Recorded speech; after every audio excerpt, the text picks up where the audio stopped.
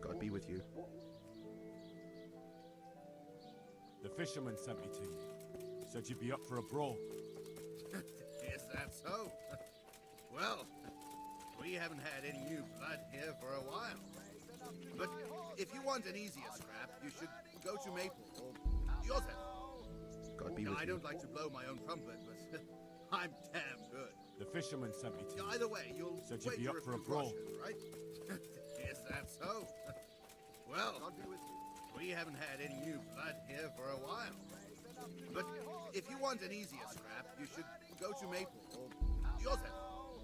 God be with I you. don't like to blow my own trumpet, but I'm damn good. The fisherman sent me to you. Either way, you'll Said you'd wait be up for a brawl. right? Is that so?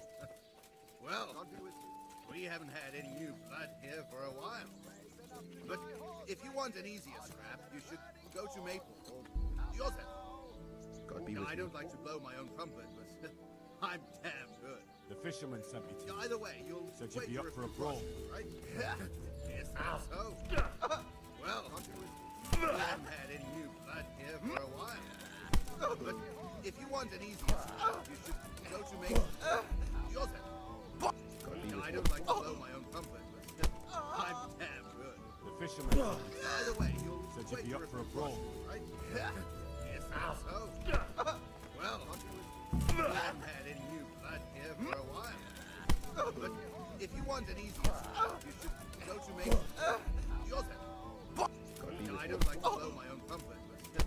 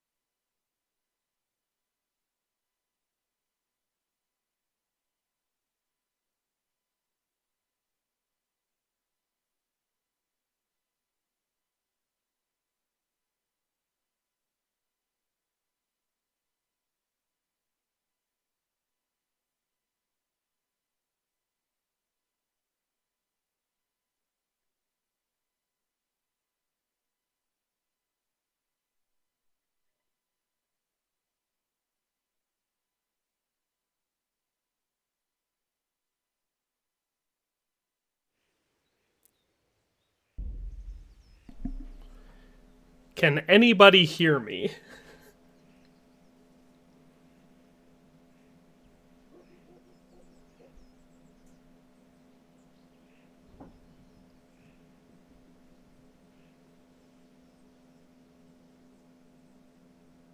No? Nobody can hear me.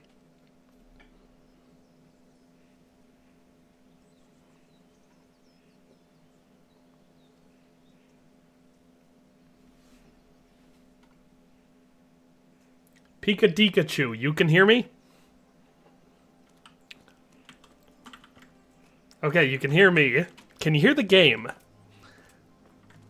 This is my first time using OBS. I've never used OBS before, so... Oh, I'm right next to the fisherman. Oh, I suppose I started there, so I gotta go back. But anyway, yeah, I was using XSplit. I had purchased the lifetime, what you call it, license for that, and that's what I used to use to stream. But then they sold out to someone else, and so I didn't have the lifetime license anymore, so I had to start paying for it or have a giant watermark. And then I kind of just stopped streaming. So I haven't done anything for a while. Just this was all spur of the moment. I didn't plan this at all.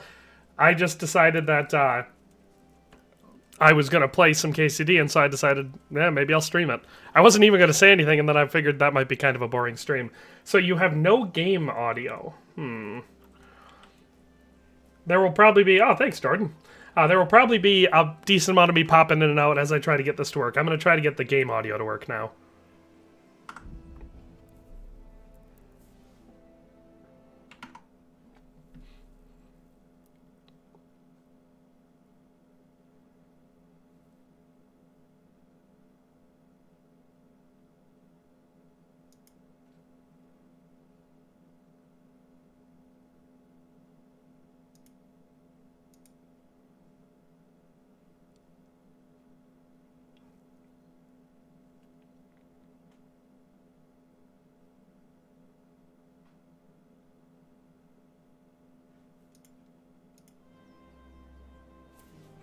Okay, so some people are saying they can hear the game.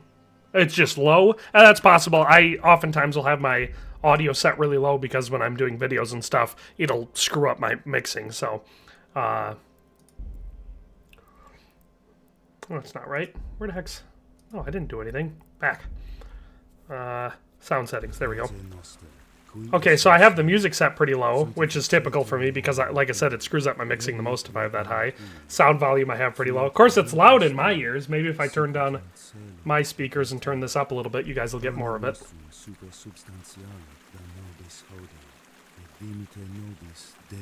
Because I use a headset plugged into speakers for my computer, so I typically have my volume right where I like it for that, but that should be a little bit better.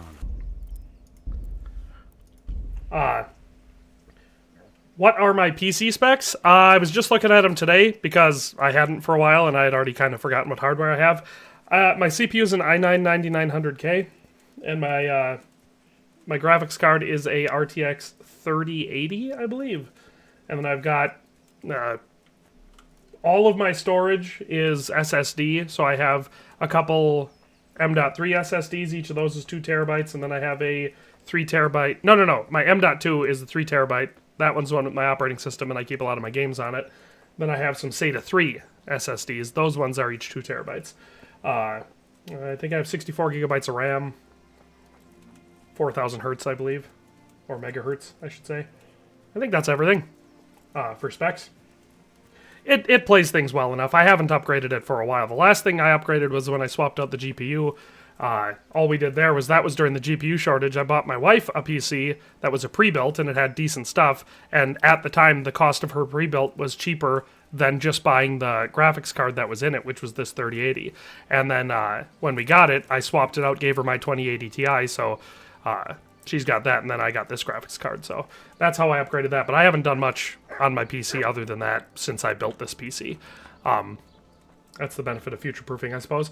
Pika Dikachu says, I just beat the game for the first time last week. Nice. The first time, I just said this on Twitter the other day, I envy anybody who has not played this game and gets to experience it for the first time, because it's one of those games that just, I love playing it, and I've played it a bunch of times, but the first time is really special. Gene Cartier says he's killed too many pigs to level in KCD. It's never too many if it's for a good purpose. That's what I would say. Currently, I don't know if anyone knows what the heck I'm doing, but, I mean, I'm going to fight this guy, so I guess you'll figure that out. I hope I can be of help to you, Knight. The fisherman told me you'd be up for a brawl. Is it true? Aye, if you've a mind to. Good luck to you. Hopefully it doesn't keep me loading as long as it did the last time I went to fight someone, because I thought the game had frozen. I figured that was a pretty inauspicious way to start a gaming stream.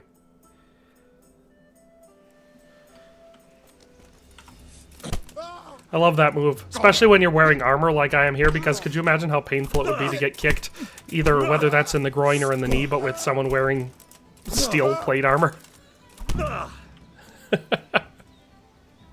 I'm also, one of the things I'm excited for, I mean, I'm excited about pretty much everything for KCD2, but in one of their gameplay showcases, they showed some upgrades that had been done to the combat systems, including the unarmed combat, and that obviously could be pretty exciting, because despite the fact that, you know, I don't have anything against this unarmed combat per se, a little bit of Latin for you there, but it's a little bit simplistic. Once you got your strength leveled up decently high, I should probably ride my horse, huh? Oh, there you are. Shadowmere. Jordan's running a 1070 from 2017, a Ryzen 7700. I can run this game on Ultra 1080p at well over 90 FPS. I really can't believe it. Well, that's good, because from what I've seen of the technical stuff for the sequel, if you could run the first game, your rig should be good enough to run the second game, because the second game is much better optimized than this one. So that's what I'm figuring going in. I haven't upgraded, like I said, I haven't upgraded mine since I built this PC, other than putting in the new graphics card, and I don't plan to for the release, just because I don't think I'll have to. I don't typically run everything at, 8K. I'm typically just trying to get the best performance I can, and if I can get at least 1080, that's good enough. Oh, man. But sometimes I'll go 4K, especially if I'm doing any sort of photo capture or something like that.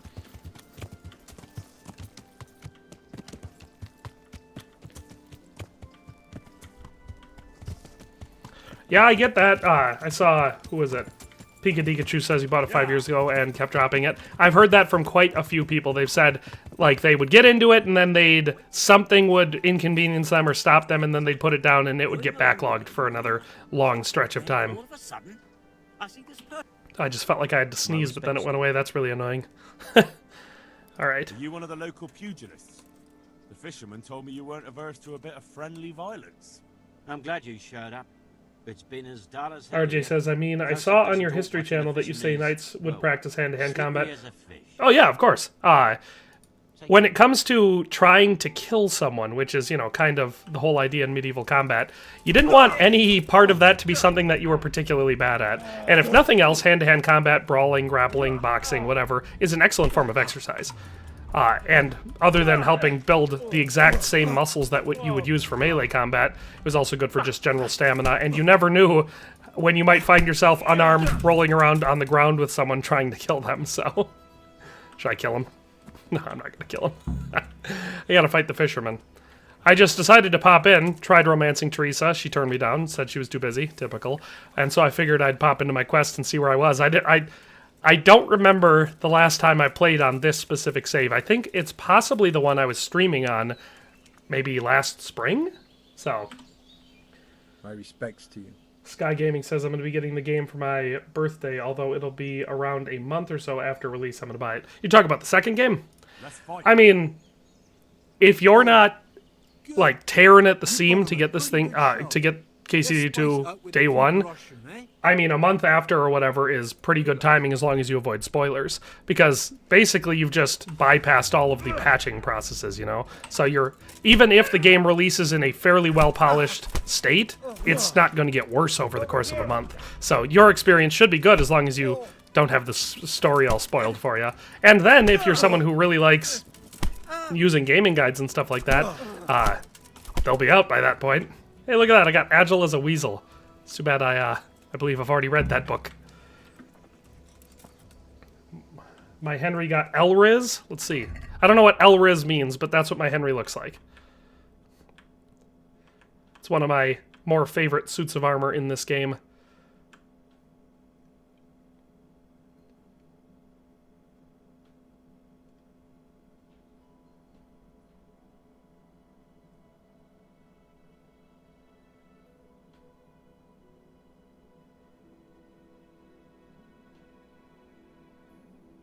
I have 100% achievements on here. In fact, I did it twice, because I played KCD for the first, 700 or 800 hours on PlayStation 4 and PS4 Pro.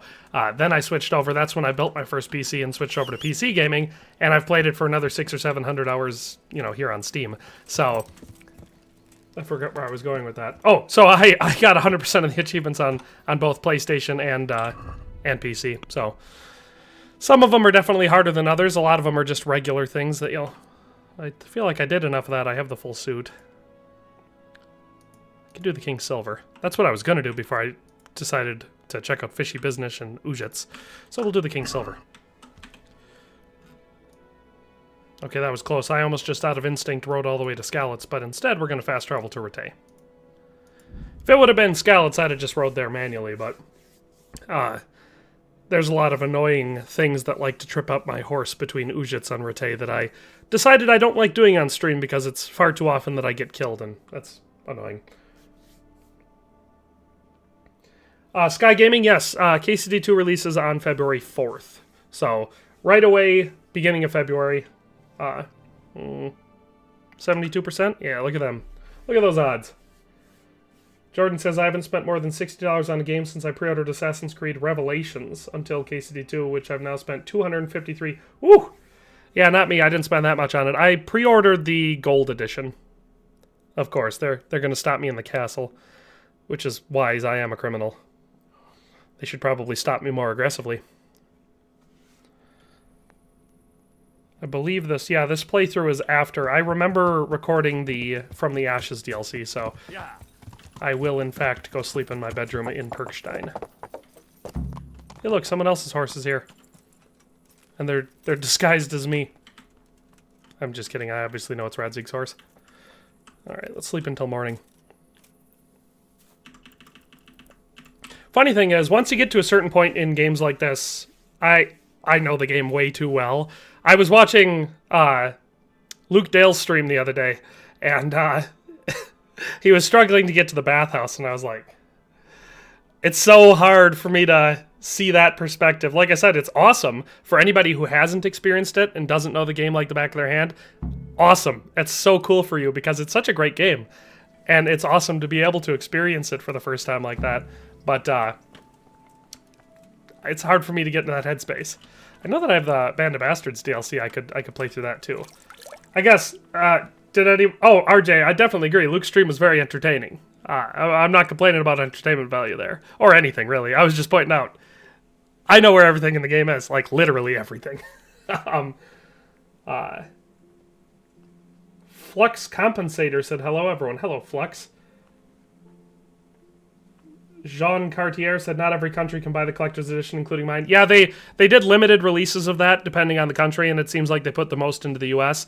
I didn't buy it. It's a bit steep for me. I think it's really cool, you know? It's definitely a cool edition, but I just, you know, didn't have the money. So I just pre-ordered the gold edition. Jordan says he was a Kickstarter from 2014. I wish I could have been back at the time. I had just, or my wife was pregnant with our first kid. Money was real tight. I was following the game since it first got announced, but I didn't have any money to donate. So it's one of the things I always wish I would have found a way to just give them a couple $100 because obviously the project's worth it and I love the game so much. And, you know, down the road, a lot of people got some cool benefits out of it, but yeah. Hans getting lost and rotate to the bathhouse. I know, that's what I said. I was like, he's Hans Kapan. The mission is him. That's like his most iconic mission in the game. Danny C says he introduced his older brother. I personally, like face-to-face with just people I know, friends, all that sort of stuff, I've personally sold dozens of copies of KCD because you'd be surprised by the amount of people who love games like The Witcher 3 or Red Dead or Skyrim or whatever, you know, open world action adventure pseudo RPG games or whatever, especially in the medieval setting, and they've never even heard of KCD. It's crazy to me. So those people are always easy to sell the game on. Winning the tournament.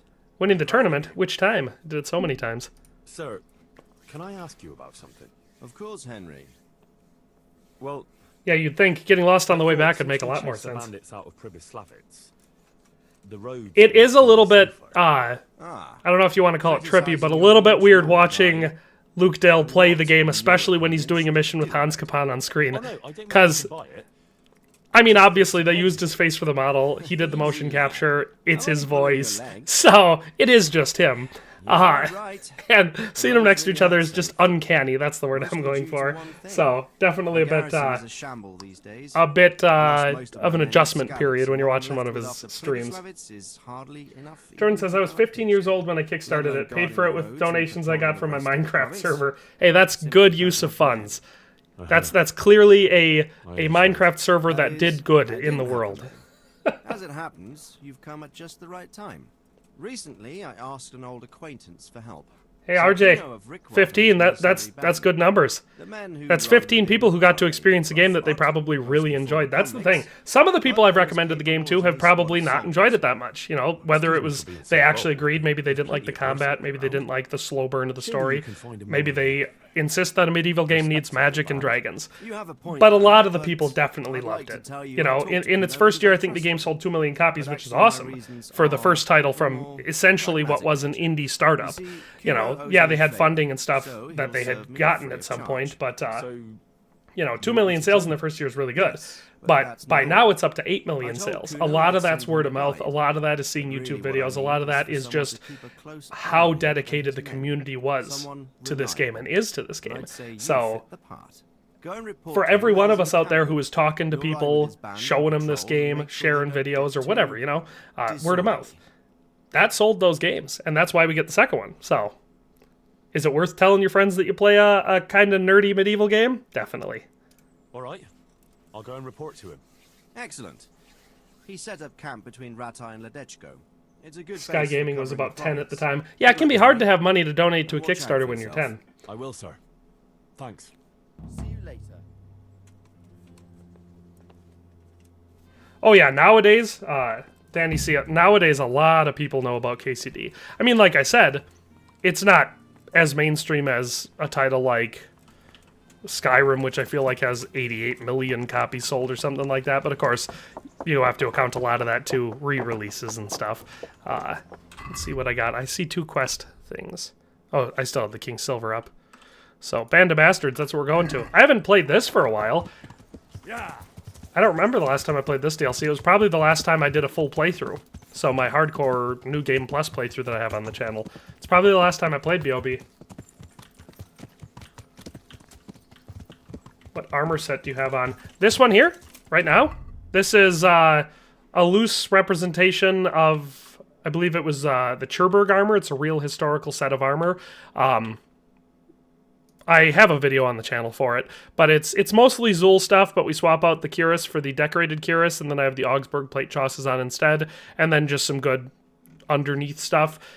I like it. I think it looks pretty cool. So a lot of times I'll go with the Dark Silesian gamson underneath to make sure that it doesn't hang out underneath the short noble hauberk. So just style points, essentially.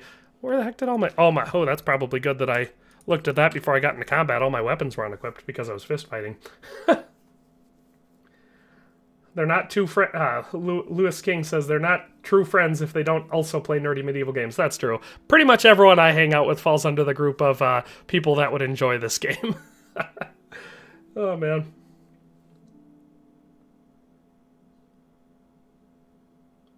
Up Sonata, I agree. I don't get me wrong, not trash talking Skyrim. I played a lot of Skyrim. I still play it every once in a while. It's obviously one of those games that, well, for one thing, the mods really make a huge difference in Skyrim, but it's an open, easy to get into type of game. In fact, I just got my kids it for Christmas. They have a PlayStation 4 that I let them play every once in a while, and I got them a copy of the Skyrim Anniversary Special Edition or whatever to share, and it was fun because I got to see them for the first time experiencing Skyrim. It was so iconic.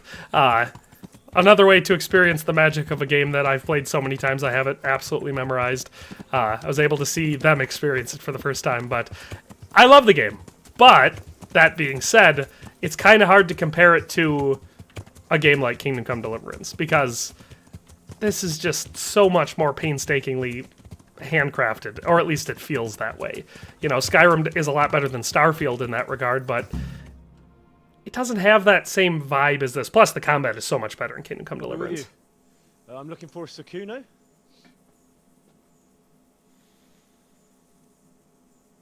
Sakuno? Where did I get the Baron helmet? Rickvold. Oh, because I haven't played Band of Bastards yet? Isn't this his I was using the, console commands menu. My favorite thing to use it for is this. If you guys can see this on screen. You won't get nothing out of him. You must be Radzig's man. I heard he was supposed to send someone. Yes, Sir Radzig Yeah. sent me as a- That's my favorite console command to use, and I use that one all the And time. this here fella, we call the stone. I can see why. What's up with him? Cat got his tongue. No, more like the dog got it. The executioner. Oh, I'm sorry, Jordan. I didn't know this would be a spoiler for you. It's probably my favorite DLC. Like, I really enjoyed From the Ashes, and I got a lot of playtime out of a woman's lot. But Band of Bastards was so much fun, and they added a couple... Well, they added new music, which I always love, because Jan Volt is so good. But they also added some new types of set pieces that the game really didn't have prior to this. It's also a good, now looking back on it, it's a good teaser for kind of what I feel like a lot of the second game is going to be like. You know, we're running around with our own little crew, not really recruiting people so much, but, you know, everyone's got their own sort of little character. Feels a lot more like Red Dead 2, and I think that's what they're going for with the second game. So I think if you want to prep yourself for KCD2, Band of Bastards is probably the best way to do it. And you, Dangler! Hey, Doc Montoya says, hey there from Germany. Hey there, Doc. Hello from Wisconsin. By the nose. Sir? Well, sir, this is Henry. From Lord Kobler. It's about time Rads had got round to this. Luxado says, does using console commands disable achievements? I do not know. I didn't try any mods until after I had 100% completed the game. I don't think it does, Where the hell are you sneaking off to? but I'm not sure. Like I said, I honestly don't know. You'll go next time, you ungrateful pup. Get your ass moving. Snot-nosed brat. You pull him out of a pile of... Oh yeah, Sky. I mean, as far as the bugs go, again, I played it since day one of launch and played it a lot. The game is a lot better now than it was at launch, and it's a lot better on PC, at least in my opinion, than it was on PlayStation 4. I've always thought it was a shame that it didn't get a next-gen upgrade, because I think a lot of people that are going to buy the second game aren't going to experience the first game for themselves, because they either A, just don't have the ability, because it's not on the console they have, or they don't want to go back to a last-gen title. That's why I made that video recently where I went through the story and I showed all the in-game cutscenes for each story beat that I was talking about. Watching that video, in my opinion, adequately prepares you to play the second game. I saw people complaining about this fight the other day, so it's interesting that I'm jumping into this without any prep, because someone was saying how hard it was, but I didn't remember, because... Oh, I have a mace. So the problem with a mace against a longsword, obviously I've got the advantage against any sort of heavy armor or his helmet, but it's that reach disadvantage. You know? You have to get real close with a mace, especially compared to a longsword. The good thing is that the NPCs don't really take advantage of the longsword's greatest overpowered move, which is quickly jabbing your opponent. You know, a lot of stabs. Whoa! Missed my block there. Yeah, you're right, that fight was really difficult. You can ride with us. Okay, Jordan says, no, it doesn't disable achievements. I got 100% completion of the mod in my game. So yeah, there you go. I didn't think it did. A lot of games don't. People get used to, like, Bethesda games where if you install a mod, it automatically disables achievements, and they think all games are like that. Not all games. So, good to know. Yeah, I typically just use it to wash myself. Because it was one of the things I got annoyed with in this game was how quickly you got dirty. It was just like, riding a horse from Rattay to Ledechko was enough for you to look like you'd been rolling in the mud. It always drove me nuts. So that's the console command I use more than anything else. From there, we'll follow our noses. Julius SB says he put almost 80 hours in last week. What an amazing game. It is an amazing game. And the thing is, depending how deep you want to get into it, you can put so much time into this game. I know I did. Like I said, before even switching to PC, playing this on PlayStation 4, I put in nearly 1,000 hours. Just playing it all the time. You know, and obviously I was making videos, so it's not all just gameplay. A lot of that's making videos and testing stuff. But still, it's a big game, and the second one's supposed to be twice this size. Well, we gotta do some riding. I guess I'll caps lock it and see if it'll... Oh, I uncaps locked myself. There we go. This is one of the annoying things, too. They have the caps lock, so you're supposed to be able to match speed, but it's about 1.5 times their speed. So even when you do it, you're still riding faster than everyone. The scent of chamomile wafting from the hillsides, among other things. Jordan says, my favorite mod is the no slow-mo. Yeah, when I did my, I think it was my New Game Plus, my hardcore playthrough that I did on the channel, I think I had no slow-mo installed. I had done a couple value of life mods to make the combat smoother, and that was one of them. RJ says Master of the Hammer. Ben says Saruman was once wise wizard. Saruman was once very wise, but he was always very arrogant and very grasping. From the very moment that the Astari landed in Middle-earth, he was jealous of Gandalf, because Círdan, the shipwright, one of the oldest and wisest elves ever, immediately recognized Gandalf as the one who should be the head of the council and gifted him with one of the 3 rings which was in his possession. So, yeah, he was wise, but he had some problems. RJ's... Yeah, I have spent hours just hunting in this game. All the time. The woods are beautiful. The landscapes and forests and all that sort of stuff. Immersing myself in them was always one of my favorite relaxation methods in this game. It seems to me that we've been stuck. Up Sonata says, I heard the Trotsky map is as huge as the first game. It might be. I don't know. I haven't played it yet. That would be cool. I know that, I mean, I would say that it's possible that both maps are going to be around the same size as the first map or slightly larger. That would support the statement that they made that the second game is twice the size of the first game, because you have 2 maps. Not to mention fools in the taverns who don't know when to stop rolling those dice. Eco Thunderbolt says, we get so dirty so quick, I wouldn't mind if it was mostly just Henry's legs. I'm hoping in the sequel that it prioritizes dirtiness in a different... It does. So in the second game, they confirmed this. You do not just naturally get dirty nearly as quickly as you do in this game. You will still get dirty over time, but it's not nearly as quick as it is in here. But certain actions will get certain parts of you much dirtier. So they used the example of, like, burying someone, getting mud on the parts of you, mud or blood on the parts, like, where you picked up a person, or if you were crouching down into the mud or something like that. So they did put work into it, so it should be a lot more immersive in the second game. Julius SP says the combat humbled me a lot of times. I don't know if combat could humble me. Maybe in real life, if someone was clubbing on me in the head or stabbing me with a sword, I might get pretty humble pretty quick. But in a video game, I think it takes more than that. Lewis King says Sauron killed the Blue Wizards. That's a theory. We don't know if there's any truth to that, though. He definitely went east, or at least in the original telling, went east first with the Blue Wizards before Radagast and Gandalf even got to Middle-earth. There was, you know, a period of time there. I don't remember if that was ever switched in canon or if that's still the case, but I don't know if there's any evidence that he killed the Blue Wizards. I think it's possible, considering he came back and they didn't, but I also think it's possible that his mission was to stay in the east, or their mission was to stay in the east, I should say. I do think that's where Saruman began to be corrupted, though. Put around 200 hours before finding Ginger. This is hard. I keep looking over. I have all my stream stuff open up on my right screen, so every time I want to look over at the chat, I have to look away from the screen. But I do that because if I have the chat on the screen, then I can't see what I'm playing. Once you get your hands on some loot, I'll be happy to play you. Jordan says, just one question for you before I go. Jerma985 is my favorite person on here, and he was a voice actor for a random guard. It's even on the IMDb page. Do you know anything about that? No, I do not know anything about that.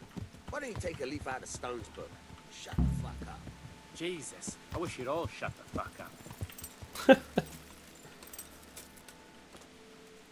Sky Gaming says, I'm doing this while sailing to Blackwater for fun. I haven't played KCD2, not KCD2, Red Dead Redemption 2 for a while. I haven't ever played KCD2.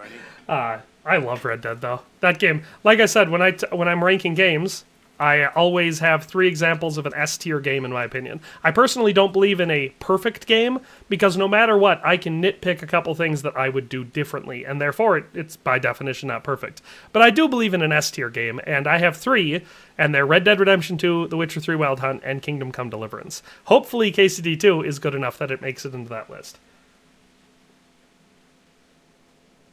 Eco Thunderbolt says, ooh, that's great. Thanks for the info. I don't know what that's referencing.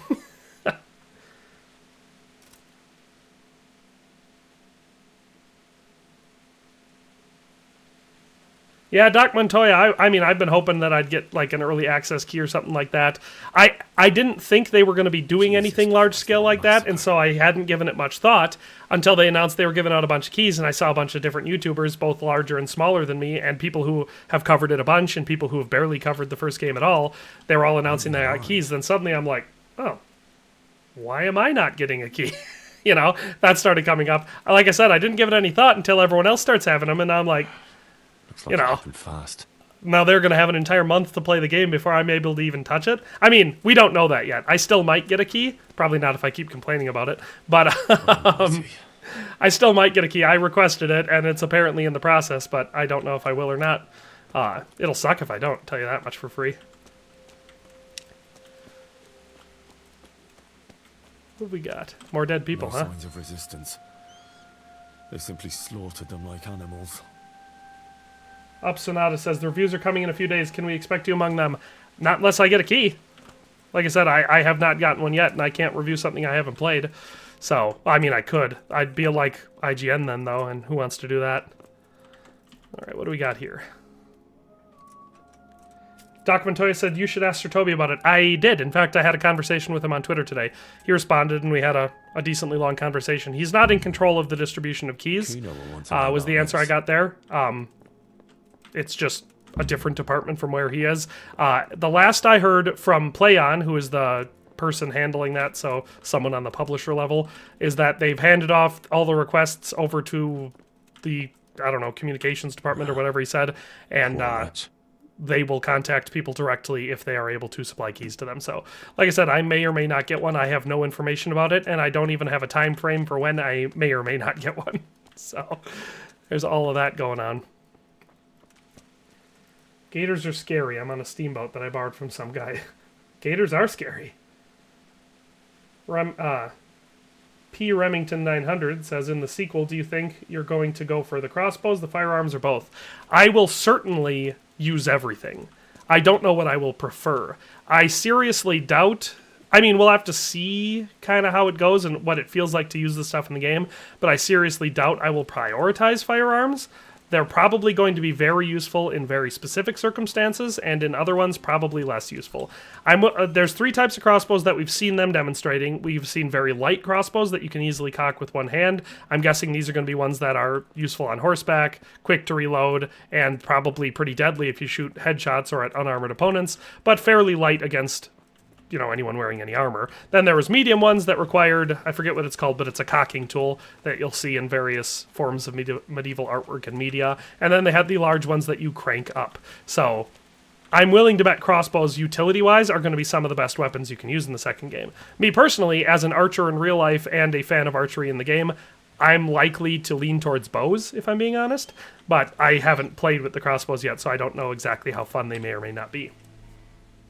Hey, Dave Zilla's in. He says, my favorite streamer returns. The cows and I are enjoying it thoroughly. Dave Zilla, glad you're here. Yeah, this was unplanned. I did not plan on streaming today. I was just going to play the game, and then I figured, hey, why don't I just put it on YouTube?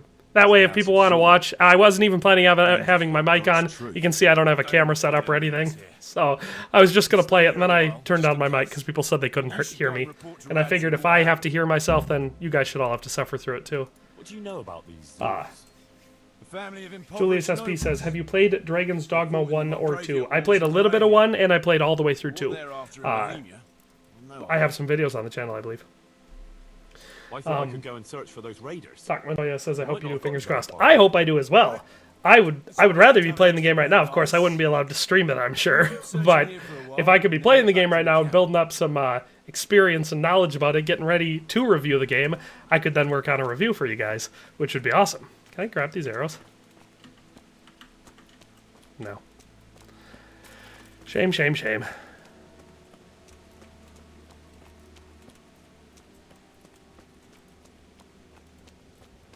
There are quite a few boat-related bugs in Red Dead 2. I know that. And there's certain things where, like, you can get a boat that you're not supposed to be able to get or get on it, and then you get to a certain point and it will just explode or sink, because that's their way of controlling movement in the game. Yo-Yo P says, is there any FPS improvement in PC for KCD? I don't know. I don't have my FPS on right now. Let me see. That's not it.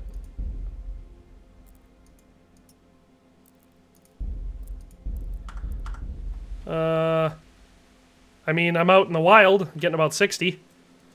So, it's about 60 stable usually. I mean, I remember if I used to drop into rete or anything like that, especially during a high load time or whatever, it would drop down, but pretty stable on PC. I mean, I have pretty solid software to be playing on 1080p like this. Let me make sure I'm going to the right. Okay, it's probably a good thing I checked that before I walked all the way there.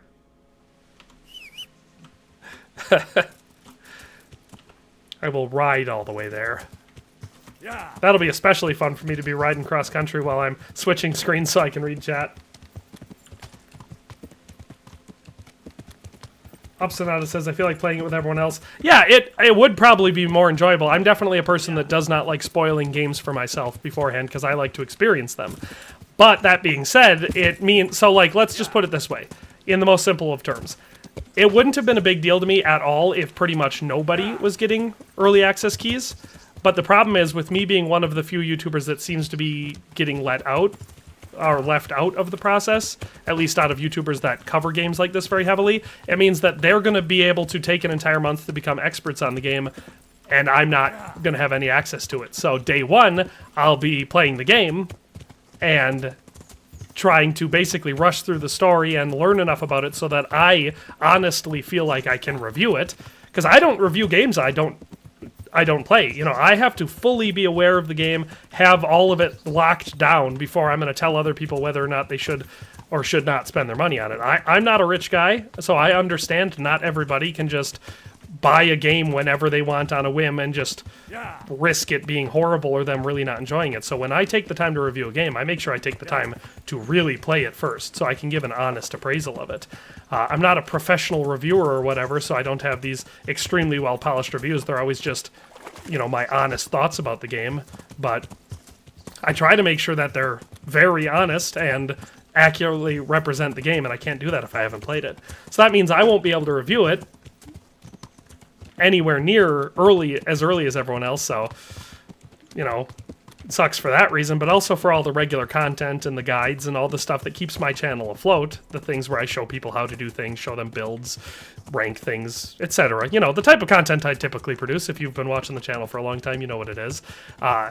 All that stuff will be getting released in the first couple days by the people that are getting these codes, because they're going to spend the next 3.5 weeks now playing the game 24/7. They're going to have all that time to become an expert. When I haven't, I have absolutely no access to the game, so it sucks for that. If that wasn't too much griping, I could do some more. I prefer not to, though.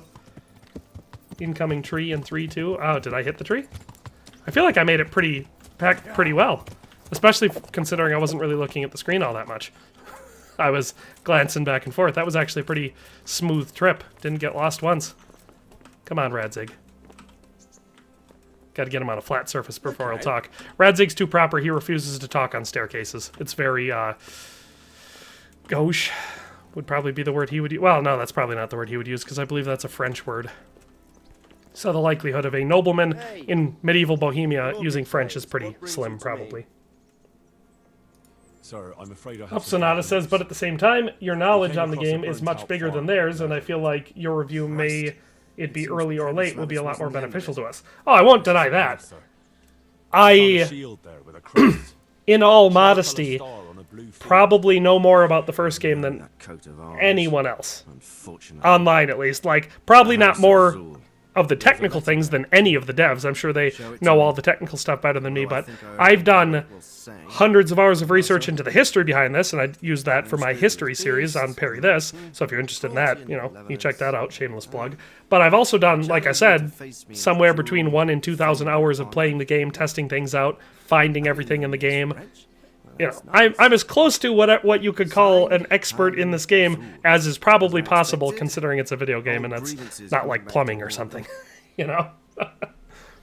Mr. Hagen wants to challenge you to a duel. Apparently, he still hopes I will agree to this kind of outmoded solution to disputes. Surely you can't. Tristan Burt says, just showed up. Did you try reaching out to Play On? Yes, I did. I contacted them right when the post went up, when Sir Toby shared it.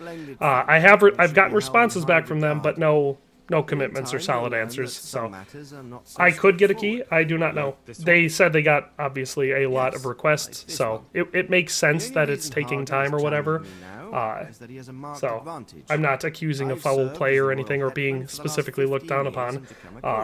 I am a Arthur, variety meanwhile, was fighting gaming with the channel, so I barbarian cover lords of more than Arabia. just Kingdom Come Deliverance. Elsewhere, as a So it's mercenary. totally possible that they're When using US metrics Steel like would win your a last duel. 20 videos or something That's like not that, honor, and so my averages an would abuse probably of be honor. pretty low for views, so it's Commonplace possible that I've opportunism. disqualified myself I don't because I blame him cover for other trying. things too.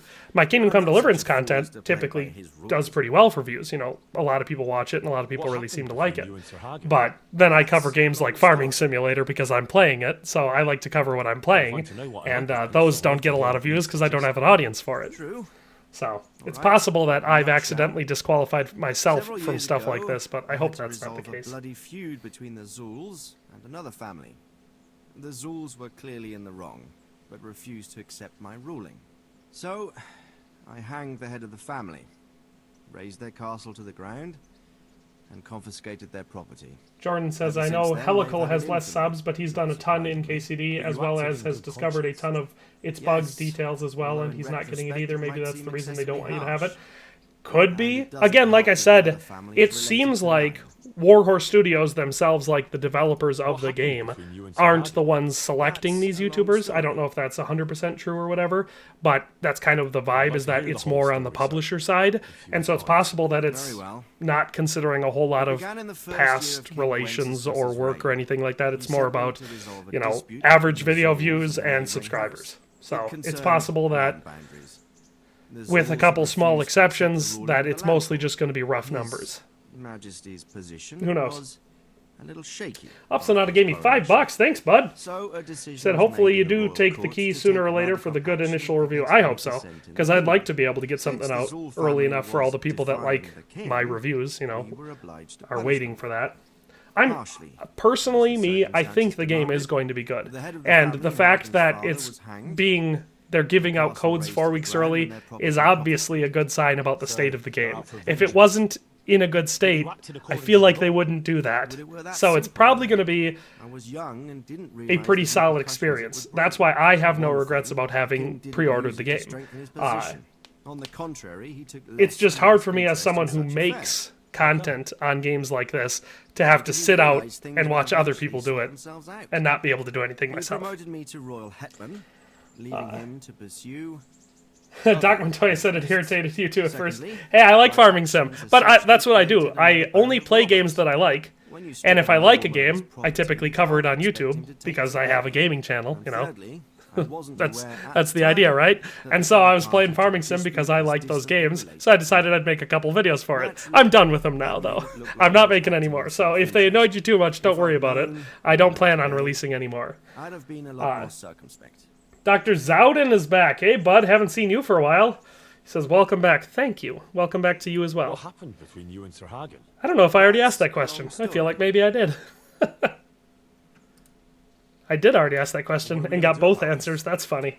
You and Kuno's band will just have to Yo-Yo deal with P Harden says, my to channel will prevent further explode mayhem. after KCD releases. The Well, longer he's hopefully the marauding explosion around these takes me out parts, too. No, I'm just greater kidding. the chances that I'll finally have to I would support hope so. I hope operations. people really like the stuff that So I you're fighting? will end up making. Let's hope Obviously, it my doesn't main come to that. area of interest for the Maybe first there's game, or at some least the hack thing I behind made this the most challenge. videos on, was Maybe armor it's spoilers guides. after. But Who knows? KCD is probably the best example We'll deal with of him, sir. I'm sure you will. very Henry. free to use medieval armor. Like the layering system they have is the best I've ever seen in a video game ever. And I've played so many, you know. So that's why I made so many armor videos, is just because out of all the games I've ever played, very few come anywhere near the quality of Kingdom Come Deliverance for what you can actually do with the armor in this game. I saw someone was complaining on one of my videos the other day about the combat in Kingdom Come Deliverance. They're like, yo, it's not realistic that it takes 15 hits to kill someone. It totally could be. Depends what weapon you're using and what armor they're wearing. If they're wearing plate armor and you're using a sword and you're not specifically stabbing them like between the plates, you're just hitting them, it's going to take a lot more than 15 hits to kill them. Basically, you're going to have to wear them down, get them down on the ground, hopefully, and then stab them in the neck or something. Because it's very unlikely that you're ever going to beat them into submission just hacking on their plate armor with your sword. Ooh, what have we got here?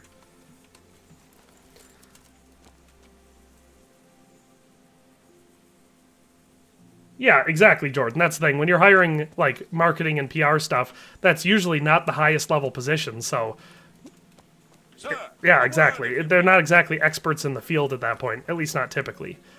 He's wearing an orange brigandine. I'd like to challenge you to a duel, sir. A little amicable combat. All right. Why would I want to fight you? Doc Montoya says, I'm not educated about community management, but I do hold a degree in economics/management, and my way about it would be making a list of the most important content creators and give them the keys. I mean, yeah, right?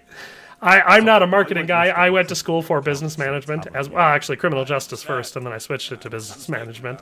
But that's what I have my degree in, and I get it from, I guess, are we going to fight, buddy? Are we not going to fight? Did I tell him no? Shh, shh, shh, shh, shh. Go to sleep. You sweet princes of New England, you Toms of Maine. Alright, let's see what he's got. I didn't do that. You guys didn't see that. I would never do that. That's dishonorable. Someone else did that. That's some good stuff he's got there. I'm going to take it all. I'll put it in my horse, though. Well, I'm not going to put it in my horse. I'm going to put it in my horse's saddlebags. Why was my bow unequipped again? It's so weird.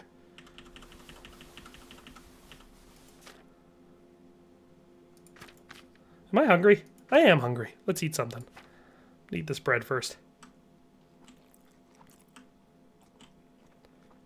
Can I fit a pretzel?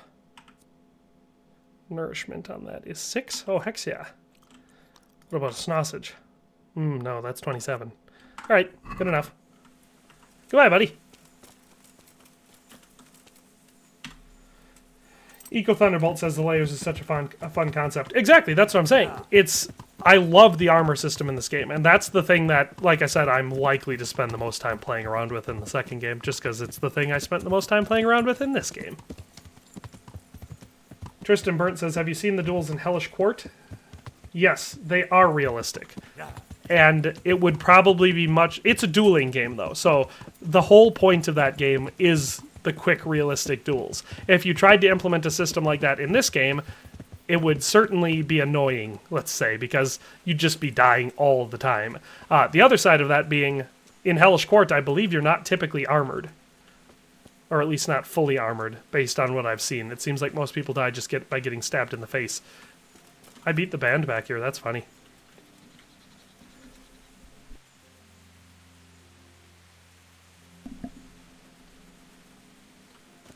Doc Montoya says, I did fencing for years, where someone down is the way to go, and it's very tactical too, because even if your opponent is slower, if he uses correct technique and doesn't let you make him nervous. Sky Gaming says he magically fell asleep when talking to Henry, and his equipment was lost. That's the thing. Wild stuff happens out on the road. You never know. You know, that's the lesson. That's the moral of the story. Gotta be careful out there. You never know what's going to happen. Sometimes you just fall asleep and then, you know, all your stuff is gone.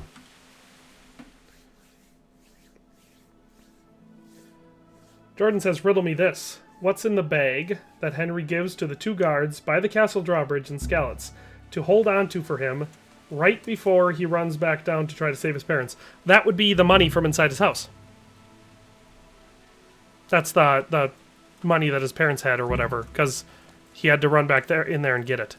I don't remember what for, but I think his dad sent him in to get it before he was going to go get his mom or whatever.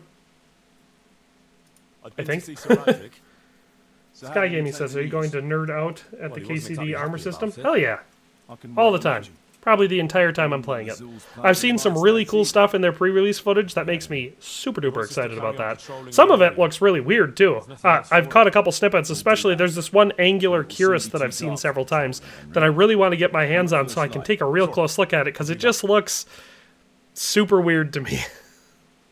Sir Kuno, can you tell me something? Gotta give that a try. Drop the sir. That title brought me nothing. Herbs, probably. Yeah, it could have been herb. Could have been some of that sticky icky. That's entirely possible. Sir Radzig told me the Rickvold family lost its wealth. How did that happen? Tristan says, one system they've hinted at is grappling mechanics where you can use the rondel daggers mid-combat. I think so. I think that, based on what we've seen, that has probably gotten a lot more manual, which is what I'm hoping for. It's entirely possible that it's just a finisher. Like, when you have gotten to a point where you're doing a kill stroke, because that's sometimes in this game, you know, where you'll stab them or something like that. Maybe in the second game you'll be able to initiate that before totally defeating the person, and that's how we get those finishers where we see Henry sliding the sword through their throat or like finishing them off with a dagger. I'd be very happy with that. That's a good change. Anyway, whether he was fucking Broccoli Chicago says, nice Cherberg look. You like that? I was talking about that early on in the stream, how it's one of my favorite suits of armor that I've ever done in the game, and I really enjoy it. One of those real history things. Oh, we're getting dirty, though. Now we're all clean again. I can see the convenience of it. Anyway, my mother never had strong nerves. Broccoli Chicago says, I've been trying to get the decorated cuirass to finish the armor, but I can't find the treasure map. No need to get a treasure map, buddy. You head over to, what's the town called? Once I'm done talking to this Yetz, I'll show you on the map. I was woken. I made a video for the, I think it's 3 different ways you can get the decorated armor, or the decorated cuirass. It's on my channel somewhere. But one of the easiest ways to do it, here, let's just skip this guy. Blah, blah, blah, blah, blah. That's not what I wanted to do. Back. End. Let me show you. Samapesh, that's what it's called. It's the town where you do almost nothing in this game. Pretty much every other settlement, except for obviously Robin and Scouts, because of obvious reasons. All the other stuff, you know, there are a decent amount of missions that bring you there. But Samapesh, the only one is when they did the tournament mode, which got introduced with the Amorous Adventures of the Bold Sir Hans Kapan. There's that one mission where you go talk to the blacksmith here. Other than that, you never, ever go to Samapesh. But the Bailiff of Samapesh has the decorated cuirass. Yeah, I can show you, in fact. What are we supposed to be doing right now? Let me check before I leave. Make sure I don't do something stupid. To act as a guide for the mercenaries right on the second mission. Okay, that won't be until the daytime. So let's head over to Samapesh, so I can show you how to get the decorated cuirass. You might already know, but it's also a good example for me to do something nefarious, which is always fun. Heck, we'll fast travel, since it's going to be nighttime anyway.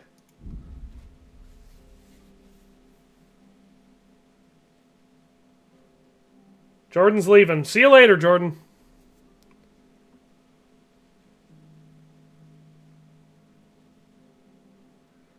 Broccoli, I think the Samapesh Bailiff. Oh, Doc Montoya, you're stepping on my showcase. Telling people the things I'm showing. Rude.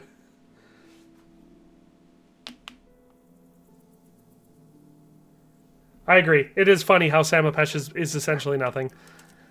I mean, it makes sense from an immersion standpoint. That's what I always told myself. Because initially I figured they probably had more plans for some more dynamic missions, and it's entirely possible that more stuff was going to be going on all over the place, and then they cut it for time.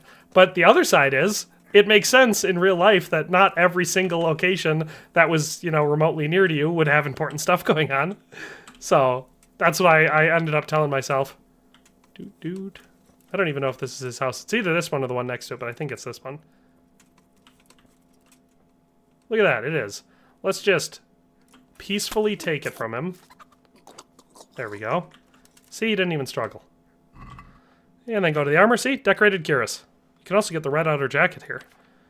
Nothing else too special. I guess the soul slicer is kind of a decent sword, but I always got a kick out of that because he's wearing the decorated cuirass, but it's hidden underneath the red outer jacket, so most people never even know until they do. Wait, I should grab his coins too. He had 41 groschen. Alright, goodbye, buddy. It's important to remember at the end of the day that no matter what else happens, I didn't do that. So let's just head back to Zul's camp. Can I fast travel to the camp? That is the question. Whether 'tis nobler to have to trek it on my horse or to just skip it. Yep, I do. I could fast travel to Ledechko. Doc Montoya says, nefarious is such a cool word. Sometimes English is such a great language. It is an excellent language. I could have said ne'er-do-well. That would have been interesting, too. On the topic of nefarious deeds, I'm very excited for the crime system. The fact that you can be caught by being suspicious in the area where the crime happened. Everything that they've said so far about the crime system is exciting to me. Yeah. I love the fact that you can do, if you continue to commit crimes enough, eventually you'll get executed. Love that. Love the fact that you get branded for certain crimes. Like you said, I love the fact that there's an investigation system or whatever. So if you do a crime and then quickly sprint across town, there's not enough time for the news to have gotten to them yet. So I love that. I love the fact that if you just do a bunch of crimes, eventually they're going to get suspicious of the guy who shows up every time the crimes are being committed. All of that is very exciting to me. As someone who has never committed a crime in Kingdom Come Deliverance, I find it very interesting that at some point the chickens may come home to roost for those of you degenerates that have. Alright, we should probably sleep until morning.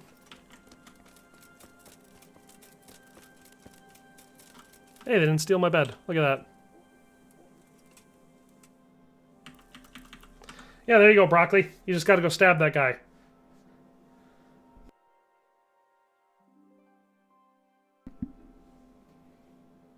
Sky Gaming says, townspeople have a weird habit of falling asleep or occasionally having a hole in their heart. That is weird, though. But, you know, it's the medieval period. Healthcare wasn't as good. Nutrition wasn't as good. So it makes sense that every once in a while some people would develop some sort of weird chronic hole in the heart illness.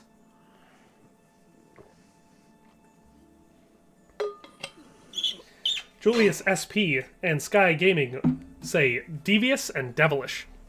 Are we playing the synonym game? Come on, buddy. Could you imagine sleeping in this? I feel like that would not be very comfortable.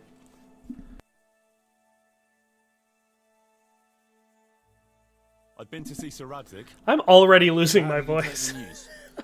Well, he wasn't exactly It's been so happy long about it. since I've streamed that I kind of forget how it goes, but wouldn't I'm want the already plundering my estates either, drying out. if I had any. Gotta He keep wants us drinking to my carry water, on though. patrolling Eventually the I'll run area. out, though, and then I'll die. There's nothing else for it. That makes sense. I don't think he'll come to us. So we'll just have to hope we run into him. Doc Montoya says English is my third I'd like to language, check out fourth the if you big count forest to the north. Latin. And then carry on via But I Ujaz. grew up near Ramstein Air Base, so Mount always up then, about and let's 50k GIs and family around.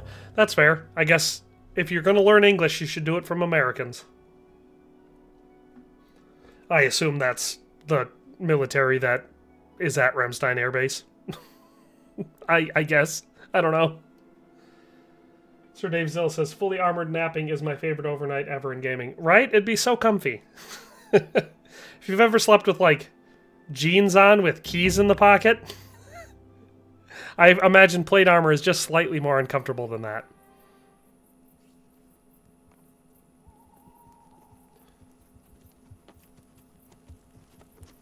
I agree, Sky. I like the idea of actually physically having to clean off weapons. Because, I mean, I own a couple swords. If you've watched my Parry This videos, I've showed a couple of them on there. I own 3 swords. Same here. And if you don't clean them, they're not made out of stainless steel. They're high carbon steel. If you get like skin oil on them or blood or water or whatever, anything on them, and then don't clean them off, you just put them back in their scabbard, it doesn't take long for them to stain, and those stains turn into rust.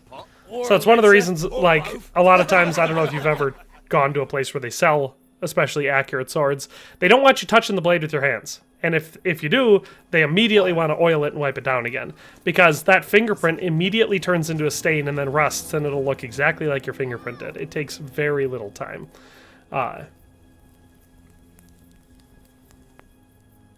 Yes, Sky Gaming, I believe you're correct. GI is specific to the US military. I feel like I knew that in my head, but then when I started talking, I just let my mouth go instead. Flow with the Flow says, I might have made a foolish decision, but I decided to pre-order KCD2. I pre-ordered it as well. I think it's going to be solid, so I feel like it's a relatively safe pre-order. It's not like they're offering a bunch of hidden content. They have referenced a quest line with the Lion's Crest armor or whatever. Obviously, me as the guy who's obsessed with medieval armor, if I see that there's a suit of armor that you can only get through one way, I'm obviously going to do that. Especially considering for the first game, I mean, in the end, it ended up being a separate paid DLC that you could get whenever you want, but the pre-order bonus was the Warhorse set, and the Warhorse armor had some really unique items in it, so it was definitely cool to have, so I'm not going to miss out on that. Aye, sir. They rolled the casks into the courtyard and started... Sky Gaming says, I only own an axe. It's over 100 years old, so thankfully it doesn't rust as fast. I own 2 axes. I have one that is a cold steel, just a generic battle axe type thing. I've used that one a lot. I've beat the crap out of it because I've used it for real work. I have a farm, so on my farm I'm always doing work, and one of those things is clearing brush, doing fence lines. I'll take it with me all the time, so I use it for cutting wood all the time. It's especially good for like brush and anything green. I've taken down green 6 to 8 inch popple trees with just a couple strokes with it because it's nice and thin. Obviously, if you're not wedging with it while you're going, you'll get it stuck. But for green soft wood like that, having a thin axe is so convenient. The other axe I have is a regular wood cutting axe. I almost never use that one. Caution that'll keep you alive, not chivalrous deeds. Tristan Burnt says, I saw a Lindy Beige video where he showed his armor having a rusty fingerprint on it. Yeah, that's exactly. Skin oil does it fast. I mean, if you've ever worked with steel in general, you know how quickly high carbon steel rusts if you expose it to things like that. Because all they do is they trap the moisture in and it just oxidizes really fast. So a fingerprint's great for that. G-Man says, I beat the game and had 18k Groshen, now I'm replaying. It isn't super replayable, but I'm so excited for the sequel I don't even remember the last game I bought brand new. I've played the game a lot. So for me, I mean, I agree that a lot of games like this aren't nearly as replayable as others. I'll go that far. But I've replayed it so much it's hard for me to say it's not replayable, because I could be crazy. I could be. But I don't think I am. Tristan says, bro has a farm and then plays Farming Simulator to relax. Well, yeah, it's so much easier in the game. And I can have, like, new equipment, and cows never get sick, and there's all sorts of things about it. Alright, let's see, where's our... That guy would have been... Where are you going? Oh my gosh. Okay, looks like I was not prepared. Whoa, buddy! Why don't you take her easy? In the meantime, I'll take her any way I can get her. Come on, you. I should not. Whoa! I should probably back off. Let my stamina refill. I was clearly not ready for this combat. I was gonna just get up there nice and early. Where are they going? Don't kill Bearman.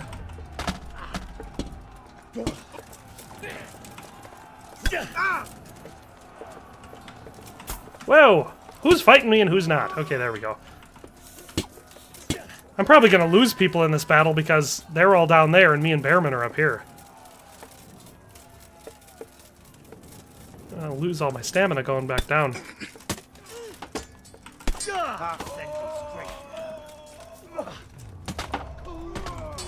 Yeah, buddy. Why don't you eat that? I'm going to lose all my stamina, but I got to power through. There we go. Who's this? Okay. Just had to make sure it wasn't one of the band. And who else do we got? Kuno. There's this guy. Imagine being this guy's. I'd be embarrassed if the guy that we were just making fun of who just joined the band had to come in and kill all the enemies. Alright, so we got... Who's this guy? Jan Bearman's left. Peter Bearman. Sir Kuno. Here's the archer guy, Stephen Fletching. I should probably put my weapons away so I can see a little bit better. Here we got the stone. Bandit. Bandit. Bandit. I don't think we lost anyone. I think everyone's still alive. Right on. Oh, what do we got?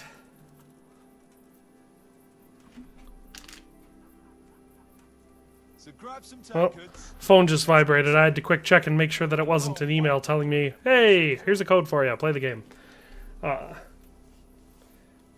G-Man says, yeah, I'm trying to take another angle this time. I'm doing a lot more pickpocketing and lockpicking. Well, that's the thing.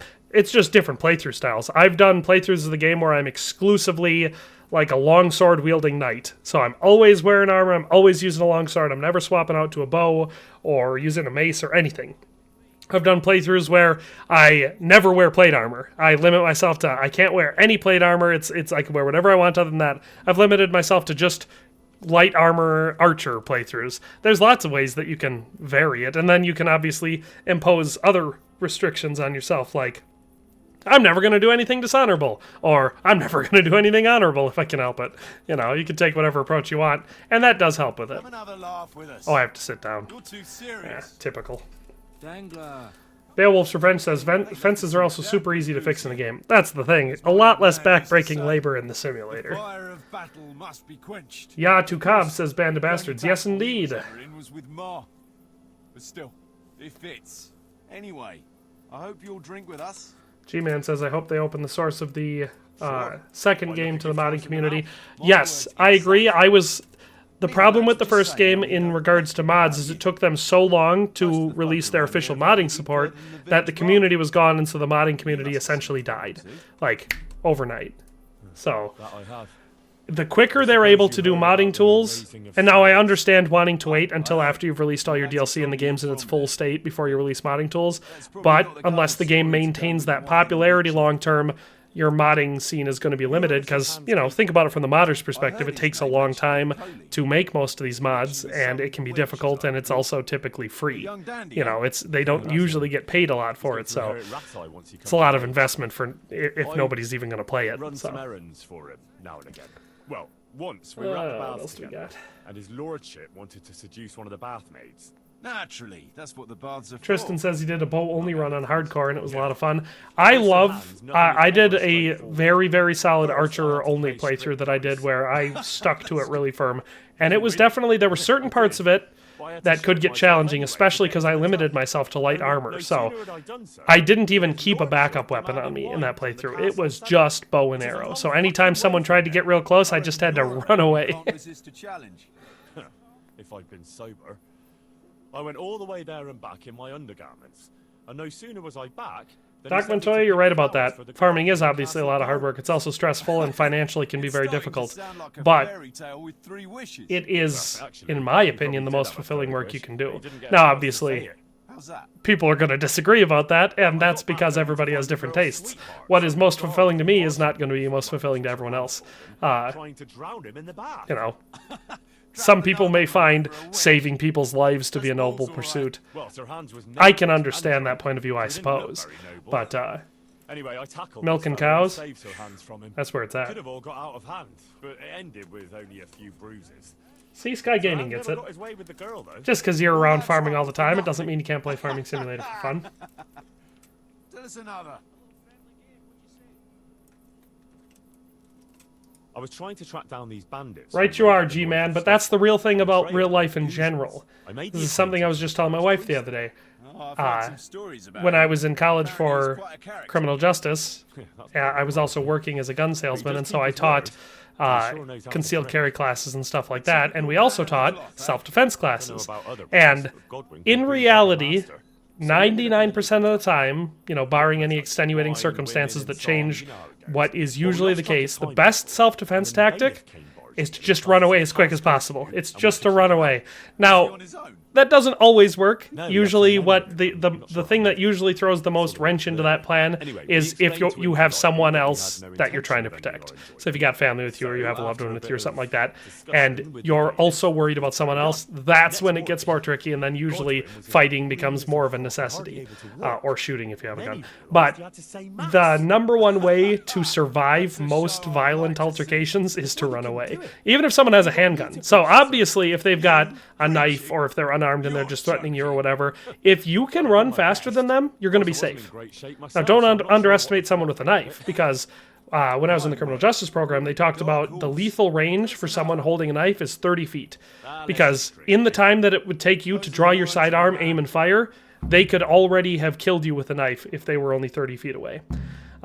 So that's important to remember. But if you're both running in opposite directions, you're not standing your ground, you can probably run away and not get stabbed. But even with a handgun, the average person cannot shoot very far accurately with a handgun. They might still clip you. You know, you might be really unlucky, or they might be really good. But your best bet is still almost always going to be to just quickly sprint in the other direction. G-Man says, oh nice, I used to be a street cop. Definitely glad I am not in that line of work anymore. Yeah, I went into college for criminal justice already having children, and I was fine with most of it, and I did very well in all my classes. The worst part for me... Did they leave me here? Those dicks. The worst part about it for me was the juvenile law system, because basically when I was in those classes for juvenile law, I learned that in the United States, our juvenile law system does not work. It just trains criminals. It doesn't do anything to stop them. It just, it makes the problem worse. And it was disgusting to me, and that's why I switched mine. It's not that I'm not saying law enforcement is disgusting to me. I could not work in it after having learned that about it. Because being part of a system that, it's not just a broken system, it's a harmful system. So, in that regard, that's what got me out of it. And I am, to this day, I'm very glad that I did not pursue that as my educational path and career path. Even though a bunch of my friends did, and I'm still friends with them. So it's not like I've got some beef with them. In fact, one of my cousins is a cop in one of the larger cities in my state. So, still interact with it quite a bit, but not for me. Eco Thunderbolt's hoping for more sabers in the sequel. We'll have to see. It'll probably depend how much Sigismund's Cumans are active in the second game. I can't see Jack. I'm gonna fast travel. I was gonna ride through it, but I'm riding through the woods wild and it's dark. I can't see anything. It'll probably depend how active the Cumans are, because that's where we get the sabers in the first game. And they could be super duper active, because obviously Sigismund is still a large part of it, or they could be a very minor part of the second game. I genuinely do not know yet.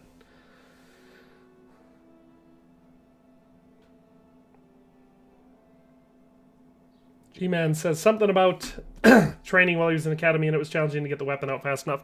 Oh yeah, we did all sorts of drills. When I was in defense and arrest tactics and stuff like that. We had the ones where they would, like, we had dummy rounds in our guns, obviously, and we had cycling rounds and jamming rounds, and we got pepper sprayed, and so that was supposed to simulate the fact that pepper spray is not a perfectly directional weapon. So when you use it, the person spraying can get pepper spray in their eyes, and anyone in the area can also get it, because it mists into the air. So we got pepper sprayed, and then we had to clear a jam and try to get rounds on target. They weren't live rounds. We were using, like, simulation rounds, so it was like lasers or whatever, you know? It just, if you were aimed at the target and it would have hit, then it would make a sound. So, I don't know if that's easy to understand, but that's what we had to do. And all of that while being attacked by someone with pepper spray in our eyes. So, that was complicated. And then on top of that, we had the ones where someone would have a melee weapon, or maybe they had a melee weapon, and we had to, like a knife, and we had to ascertain that, and they were within the 30 feet. And before they killed us, if we did, we had to have our weapon drawn or whatever. It was a drill and a half, I tell you. That one wasn't any fun. Doc Montoya says, obviously here in Germany you don't have guns. Our gun laws are very strict, but I also did Krav Maga for years, and there you consider everything is armed all the time, and running away is the best. Well, yeah, Krav Maga is a realistic form. So most martial arts are there's a reason it says art right there. They're an art form. They're great exercise. Very few of them are actually very good in real-life self-defense. There's a couple examples. Krav Maga is pretty good, especially if you're trained by someone who's actually a realistic person. If you're ever taking any martial art, and the person teaching you that martial art is telling you that this is going to help you win fights, and to be aggressive with it, and to, like, they're the wrong person to learn it from.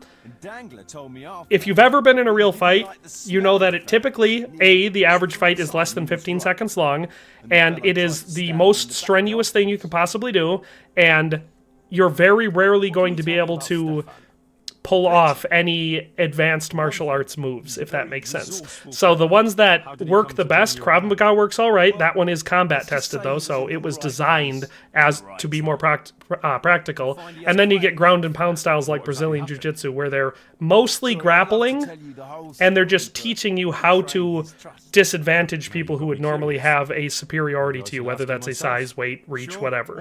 So TNK says the screen is too bright. Is it really? I have it set down pretty dark. How did he end up with you? It's kind of weird. Maybe it's just something in the way that it's tagged along, just like that. This is my first time using OBS, so I let it, choose the optimal settings or whatever. So it's possible that it's doing something weird in the transfer to the stream, because it looks really good on my screen. Camping along the way. You know how it goes. We made acquaintance with them, had a drink or two, then we travelled on together. After all, there's safety in numbers. I'm not sure I'd be thinking. G-Man says he never OC'd anyone. Yeah, I would. The Wayfarers are it's an effective weapon.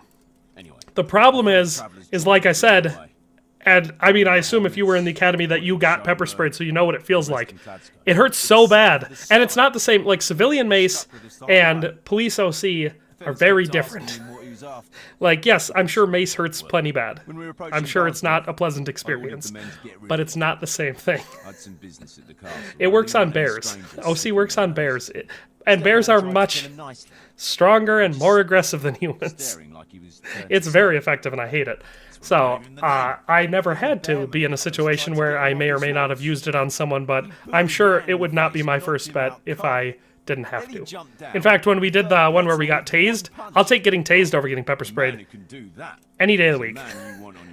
It was like, you don't like it, but the pepper spray's worse, and it lasts longer. At least after you piss yourself from getting tased, and they, depending on how you get tased, perhaps remove some harpoons from your back, at least it's pretty much over then. Jakey, that boy will be the death of me.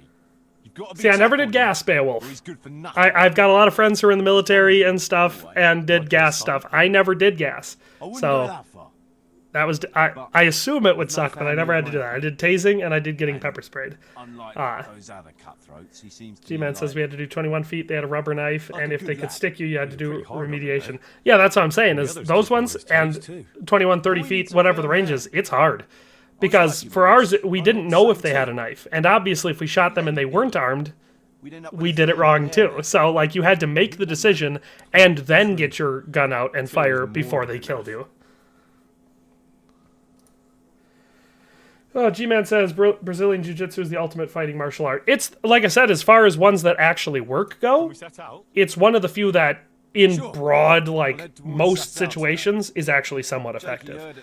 Because it's not about fancy movements, it's about teaching you how to use your body, leverage, your weight, and your aggression. Like I said, ground and pound styles actually do something. My father-in-law is like a third-degree black belt in Warango. And we got some cool videos and stuff of him from when he was younger doing this stuff, you know, breaking bricks with his head and all that sort of stuff, and it's pretty cool. Not a super great combat form, though. Beowulf's Revenge is correct. The best way to win a fight is to not get in a fight. In fact, Sun Tzu, I believe, said the only way to truly win is to deny it battle. So, a lot of wisdom behind that statement. That's why I said number one self-defense rule. Well, number one is guns beat karate every time. Number two is run away. It's just run away. That's number two. Don't want us running into any surprises. Splatterwiggle says, how did you get that set that you're wearing? All over the place. The Augsburg chasses are from a treasure map. The decorated cuirass can be from a treasure map outside of Sasau, on the island, I believe, actually, now. Just calling into my memory. Or you can kill the Samapesh Bailiff for it. The arms and helmet are from their Hagen Zul's armor from this DLC I'm playing right here. What else is there? The rest of it's pretty common stuff.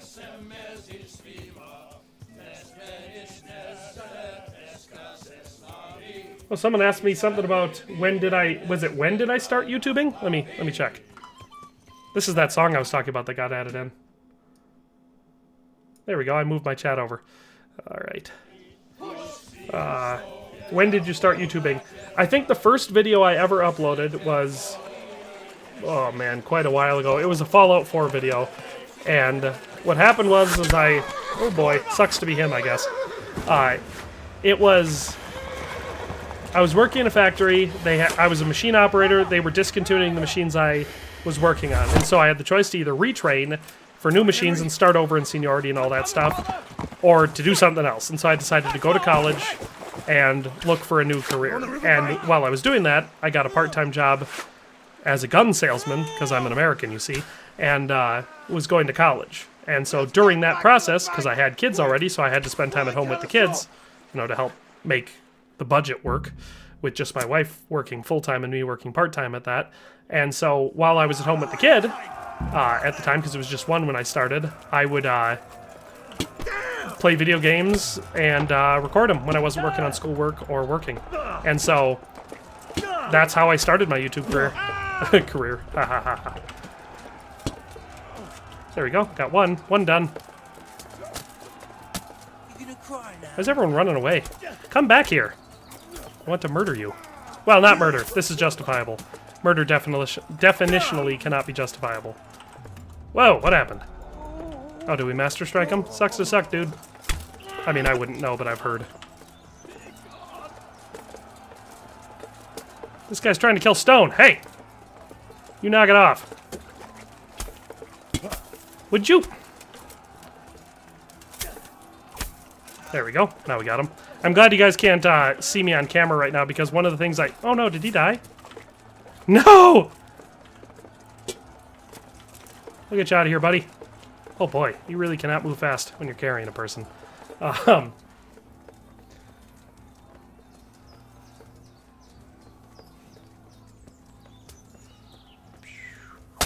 there's a lot of... Ah! Am I... No, no! Stone's not dead. It says kill. So if I get him out of here, maybe he'll live. There we go. We got that guy. Was there any more people? Well, these all look like bandits, so I'm just gonna... Come on, Stone. I'll get you out of here.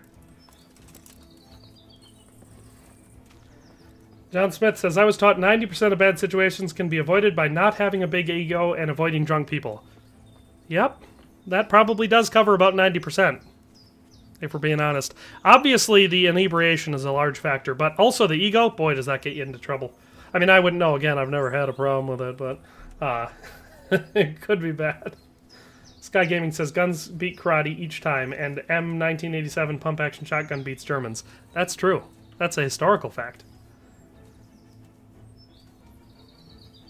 Tristan says, I'm fortunate enough to be a black belt and trying not to get into fights. I'm a black belt in not getting in fights. The try, there, do or do not, there is no try, right? I've been in a couple fights. Not too many, though. I'm physically quite tall and, like, large. Some people would say fat. I wouldn't, because that's mean. But only when it applies to me. Most people just don't pick a fight with me when they see me. And if they do...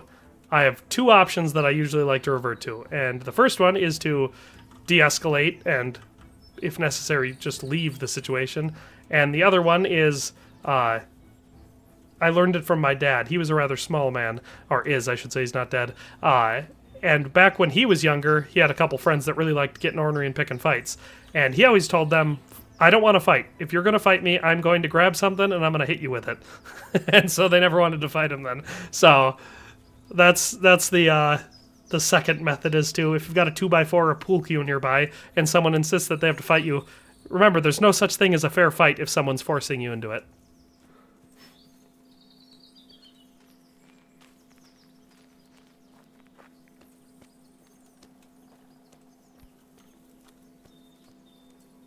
Is that arrow in your armor or your shield? Do I have an arrow in me? I know I got hit a couple times. Alright. Let's put Stone down and see if he's okay. Still says kill. Oh, there's an arrow in me. I can put my... I think it was in my shield.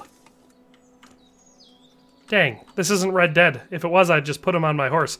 Where am I and where am I supposed to be going? Oh, okay. I'll just carry Stone over there. I don't know if this is worth it, but I feel bad about him dying. Or maybe dying. Yeah, Sonny, I agree. I mean, I don't think it's dumb. I think it's kind of exciting that the characters that you're playing with in this DLC can die in various missions. I think that's fun. It can get annoying, though. I remember, I think it was my second time playing through this DLC, excuse me, where I was having so much trouble keeping any of them alive in the final battle. And it wasn't like I wasn't fighting well, it's just they all died so fast.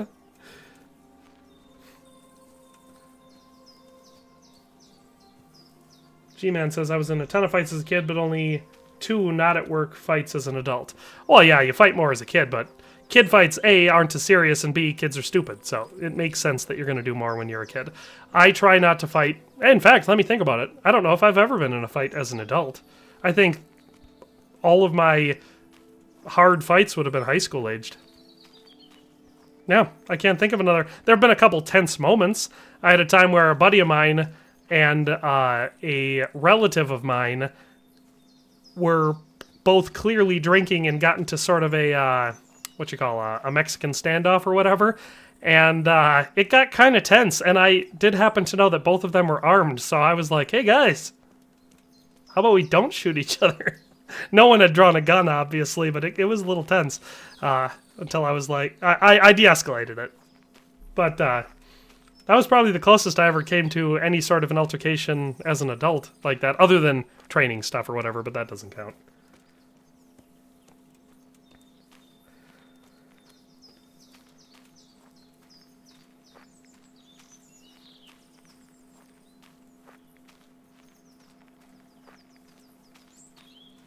Oh, you thought there'd be plot armor? No, like, I think it could be annoying, I would say. Like I said, I think it's annoying, or it can be annoying that the people can die, but I think it's definitely a good gameplay element. I like that. Because it adds stakes, obviously. I know that, obviously, I'm not playing it all the time anymore, so I'm not as good as I once was in the combat, but what I used to do is I'd open up with my bow and I'd pick off 4 or 5 of the people right away when that ambush starts, and if you do that, and your people aren't outnumbered, they usually do pretty well. Typically, you only lose people in this DLC if they're outnumbered. Oh, look, dead bodies. Wow, I really walked the wrong way, huh? This was right up the hill from the battle. Oh, that's funny. All right, Stone. Hopefully he didn't need any urgent treatment real quick, because I sure took the long way of getting here, but there's Kuno. What do we got here? Dangler's dead. That's a bandit. Wait, is he dead? No, he's not dead. Good, maybe I'll put the stone next to Dangler. There's an alive guy. Alright. What now? I don't know. They could be lying in wait for us anywhere. Someone must have snitched on us. We should split up and get the fuck out of here. So Lewis King says, the only fights I've had as an adult were because my older brother thinks he has an iron skull trying to act hard all the time. Nothing is as annoying as hanging out with someone who looks for fights or acts like a tough guy all the time. It is cringe as hell. It causes problems. I hate it. I don't hang out with people like that. I have limited my friend group to people who I can have fun with, and I'm not worried about them doing or saying something ridiculously stupid. Even though, like, if you're... I gotta clean my blood again. Dirt and blood, I should say. Yeah, I agree. That type of people. All we need to do is get out of here. G-Man says, wow, I never drink when carrying ever. Well, in certain communities, I mean, not so much anymore because everyone's getting older now, but once everyone got the ability to start carrying, they just carried all the time. And these two people I'm talking about, it's important to remember the context, both former military. And so, in my experience again, and this is nothing personal against people because I have a lot of friends in the military, and a lot of them are very, very good people. But some of my friends who are in the military are very dumb people, and very aggressive people, and people who really like to act like they're better than other people. And that's what both of these ones fell under that category. And so, that would be where they got the idea that it's safe and responsible to be armed while drinking.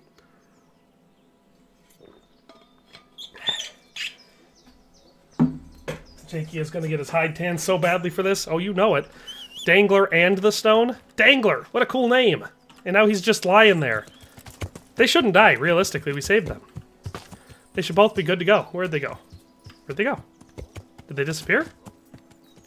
Or are they just hidden?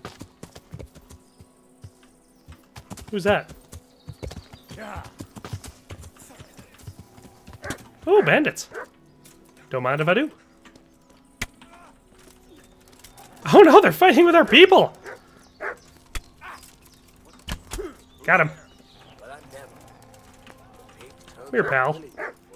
Whoa! I think I just shot my own guy. Hold still, pal. You're running away too fast. Did I get him?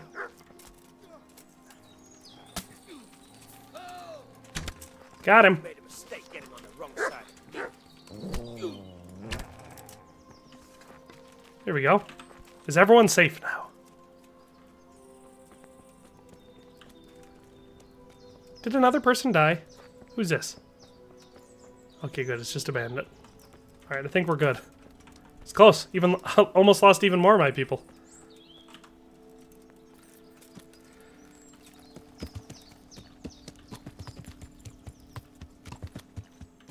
Kicked in a hotel door to fight like 5 guys.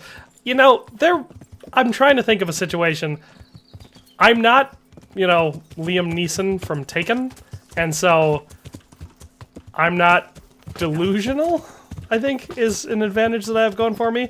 There's not a lot of circumstances where I'd find myself facing off against 5 guys, and I'd be like, yeah, I'll do that. I'll fight them. That's a bad decision. Like I said, it would have to be something really, really important, but I would also be well aware of the fact that I was probably about to get my ass handed to me. You should dangle him from a tree and take a screenshot.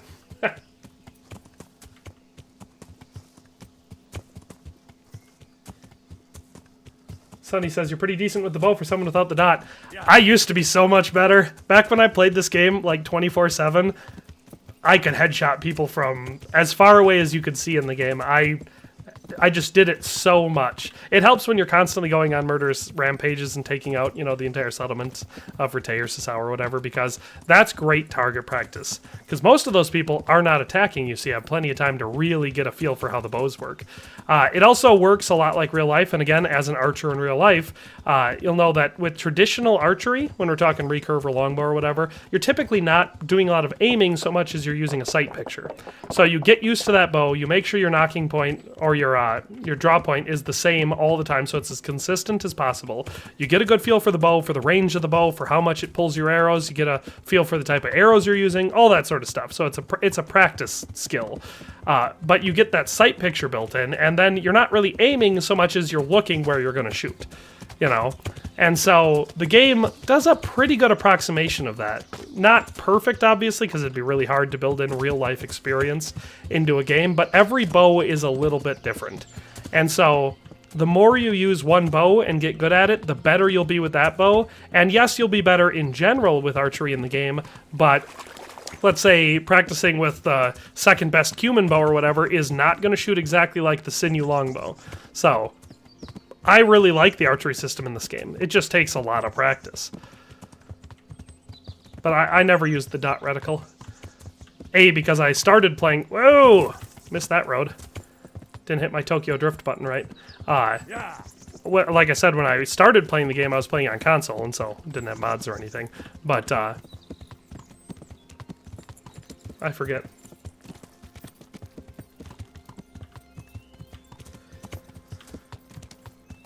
We sure did a lot of talking about fighting, self-defense, and friends that are annoying to hang out with. See... That always happens on my streams. We get distracted. We're talking about something just totally irrelevant to the game. People probably drop in and like, cool, I'd like to see some Kingdom Come Deliverance. And then they drop in and hear people talking about fighting and being drunk and stupid. And they're like, yeah, maybe I'll watch a different stream. I'm bad with that. It's too easy to distract me with conversation, though. I'm from Wisconsin. It'd be even worse if I could hear you guys. Because that's what, when I used to do my Red Dead streams, we'd have a group of us all talking on Discord and streaming, and it was impossible to get anything done efficiently in that. Alright, what we'll do is we'll sleep here, and when we get up, all of the living members of the band should be here, so we'll see who we actually lost. We'll see if Dangler and the Stone were actually dead or not. Because it gave us the option to kill them, so... Oh, how long do I have to sleep? I'll just sleep a couple hours. Dave Zill says, Nico, what's y'all's trick to keep your water troughs from freezing? It's too cold for us down here this week. Well, we're in Wisconsin, so it's not really so much of a trick as it is technology. So, you have a couple different ways. For our pasture animals, at least on my farm, we have a river going through our pasture. And so, that always stays open in the deeper and faster running sections. So, that's one thing. But for our specifically water feeders, we don't use troughs. We have drinking cups that we'll use inside the barn, and then outside the barn, like in our heifer barn, we have, they just have built-in heating units. So you have to have an electric hookup, you know, so they can keep the electric heater running in them. But if you do, it's easy. All right, let's see who's alive. We got here Jan Behrman. We've got Sir Kuno. That looks like Fletcher, so we got him. That's not everyone. Okay, it's still just those two. Who do we have back here? Is that the Stone? My man! The Stone is alive. Alright.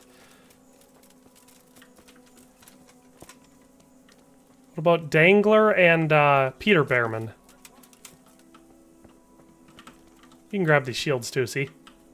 Something I showed people once, and they were like, "What? Those aren't just decorations?" It's like, yeah, you can grab them.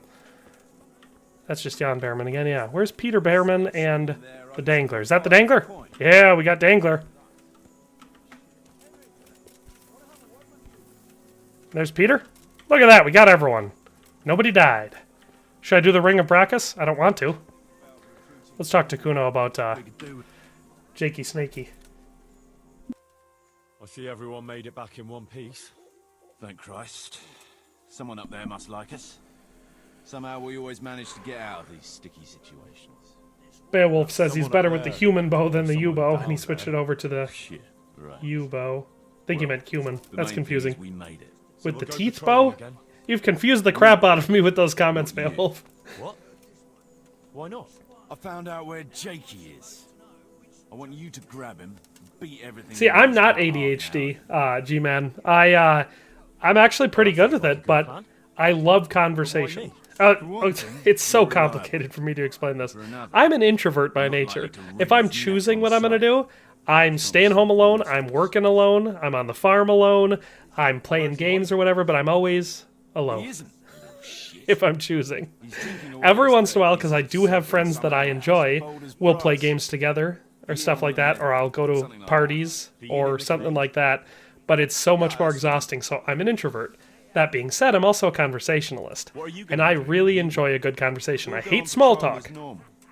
Well, be clear about that. I absolutely hate small talk. Someone starts talking to me about the weather or work or some shit like that, I'm like, stop, right there, stop, or I'm leaving. I hate this. I hate it so much. Talk about a thing. Talk about an interest. If you're passionate about it, that's enough. I don't need to be passionate about it, but if you're passionate about it, I can listen to that all day. It's interesting. If neither of us is passionate about it, let's talk about something else. That's always my motto. But I love good conversation, which is how my streams always get derailed, you know. Which isn't the worst thing in the world, because at least it's entertaining for us. The people in the conversation, I should say. Alright, I believe, yeah, we're going to the Inn on the Glade now. Come on, Shadowmere. Let's bounce.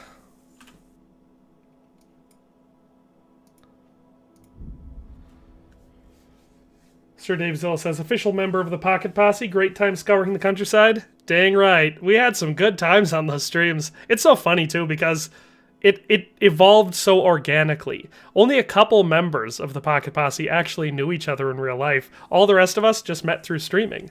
You know, I started the streams, and then people were like, hey, I play this game, and I was like, then join up. And then it was like a regular thing, and we played together all the time. It was fun. Definitely went on for a long time. I did a lot of those streams. What will you do with Jakey? Will you end him? See, I've had different playthroughs where I handle him differently. Sometimes I take it real personally. Usually those are the times where I'm paying super close attention to the DLC. I have not paid attention to any of this one. I've been talking literally the entire time. So, who knows? I guess you guys can vote. Say 1 to spare him, 2 to kill him. In the chat, and we'll decide when we get there based on or torture him or whatever. We'll let majority rule, so some good mob rule as everyone enjoys. And sold his people to the enemy.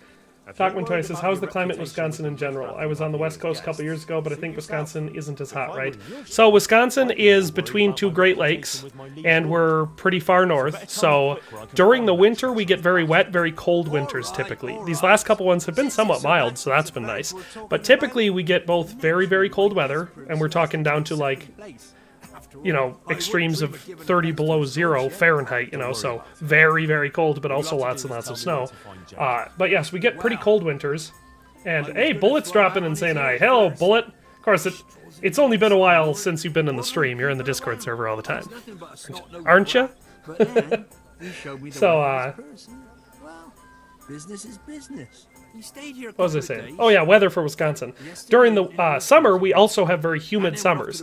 So we're not as hot as a lot of places in the United States, like the Deep South and even the West Coast at some levels. Especially when you're in California, because the UV index is so much higher there, you'll burn to a crisp. Whereas here, even when it's super duper hot, we only get a couple days a year where the UV index is super bad. But it is humid, so hot weather in Wisconsin is like mid 80s and up, because it's always humid. When people will talk about, it's not so much the heat as it is the humidity. In Wisconsin, if it's hot, it's humid. We don't have dry heat. That doesn't exist here. And so, like, we will typically only get a couple days of summer on average where it's above 100 degrees. So we're definitely not the hottest part of the country, but when you consider humidity, it gets real hot during the summer here. The other side of that, though, is the fact that we can have ridiculous swings. It is not uncommon to have 60 to 80 degree swings in our weather. We'll go from negative 20 to 70 degrees the next day. Like, it's insane. And that's, Beowulf's Revenge says, Wisconsin only gets hot in late summer. Sometimes the humidity in August can be bad, depending on what part of Wisconsin you live in. I mean, we've had pretty hot, it depends what you mean by late summer. We've had Julys that are insane here. I mean, and typically, from a farming perspective, that's where hay season really gets into full swing in July and through early August. So that's typically, in my experience, the hottest portion. By the time we get to late August, we're already starting to cool down into fall weather most years. Now, every year is different, but that's kind of the pattern that I've noticed. She could have just asked me for coin, instead of trying to smash my skull right away. And then, to leave me like this. Remington, I don't know about romance. For the second game. I know that there will be some level of that, and it's entirely possible it'll be a lot more nuanced than the first game. I don't know if they're going to have a bunch of people. Remember, in the first game we were able to go to various bathhouses, so it's possible that the different people you see Henry quote-unquote romancing in the trailers could just be bathhouse wenches. So, we don't know where that system's going to go. As far as full-blown romances, I have no way of guessing. I know that one woman we've seen in the trailers a lot, I'm willing to bet she's going to be our primary love interest, and I think there's a serious chance that it'll be a lot more in-depth than our one with Teresa was in this game. Jesus, I know, Henry. Beowulf's Revenge says, it's currently 20 degrees where I'm at in Wisconsin. Not much snow yet, we need snow. See, I'm not a snow guy. I don't snowboard or snowmobile or do any of that sort of stuff, so like, last winter was great. We didn't get any serious snow accumulation until, like, what, mid-January? It was great. Actually, you know what? No, it might have been the first week of January, because I think there was snow on the ground before my wife's birthday. But it was awesome getting that far. So yeah, I'm looking outside right now, out my window. There's a little bit of snow here and there, like kind of up by the roads and stuff, but I've got a big yard and there's very little snow in it. Oh, I love it. I love it so much. I don't have to plow or shovel, or when I'm driving on the roads, I'm not driving through thick snow. I love it. You mean, Jakey? I have a lot of friends who do stuff like snowmobiling, so I understand where they come from, but I don't do it. Most of my buddies are all huge into ice fishing, but you don't need snow for that, you just need cold. Dave Zill says it's hotter than 9 MFers for about 8 months here in Texas. We're suffering through our 2-week winter right now. Oh, must be rough. Hagen's planning to raid some village. Doc Montoya says high moisture is really bad compared to dry heat. Oh yeah, it's not even close. You can, if the humidity index isn't ridiculously high, you know, 90 degrees can feel downright comfortable.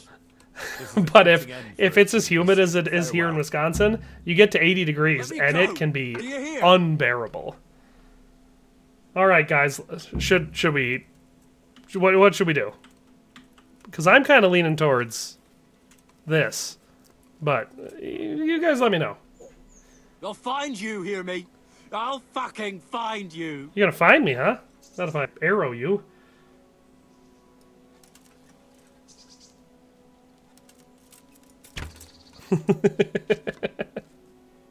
You're a fucking swine, Henry. Oh, am I? A fucking treacherous swine. I am, aren't I?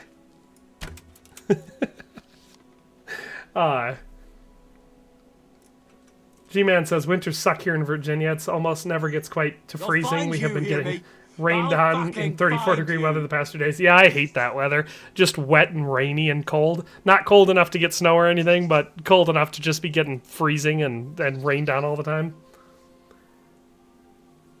You're a fucking swine, Henry. A fucking treacherous swine. Dave Zill says, we cut hay 4 times this year. Wet spring, hot summer. Yeah, I think there were quite a few people around me that got 4 crops off. Typically, I don't. If I'm managing the hay rotation, if I can get 3, awesome. most, like a lot of years, realistically, we only get 2 full-blown harvests. But it also depends if you're dairying. You're not. It depends what you mean by cutting hay, because if you're growing alfalfa and stuff, you're, feeding that to cows. You're putting that in silos. So do it a little bit differently. But spring forage and fall harvest is typically what you'll do for forage harvesting, silage and stuff. What if you punch him in the face? What if I punch him in the face? Where did that arrow go? I was aiming for the tree, but I think I must have gone too low. I could punch him. See what happens. It will not let me punch him. Wait, can I not kill him either? Because if it won't let me punch him, do you think it'll let me shoot him? You're a fucking swine, Henry. Man, he swears a lot. Fucking Here, I'll see what happens if I shoot him. No, it won't let me shoot him. Wow. Can I pickpocket him? I'll find you, hear me? I'll fucking find you. Man, he swears a lot. I'm gonna get in trouble. YouTube's gonna get mad at me. I'm gonna take all his food and stuff. Alright, pal. I guess you're staying here. I was gonna make it easy on you, but apparently I can't. I should have been paying closer attention to the options. Let me go. I'm not gonna let you go, buddy.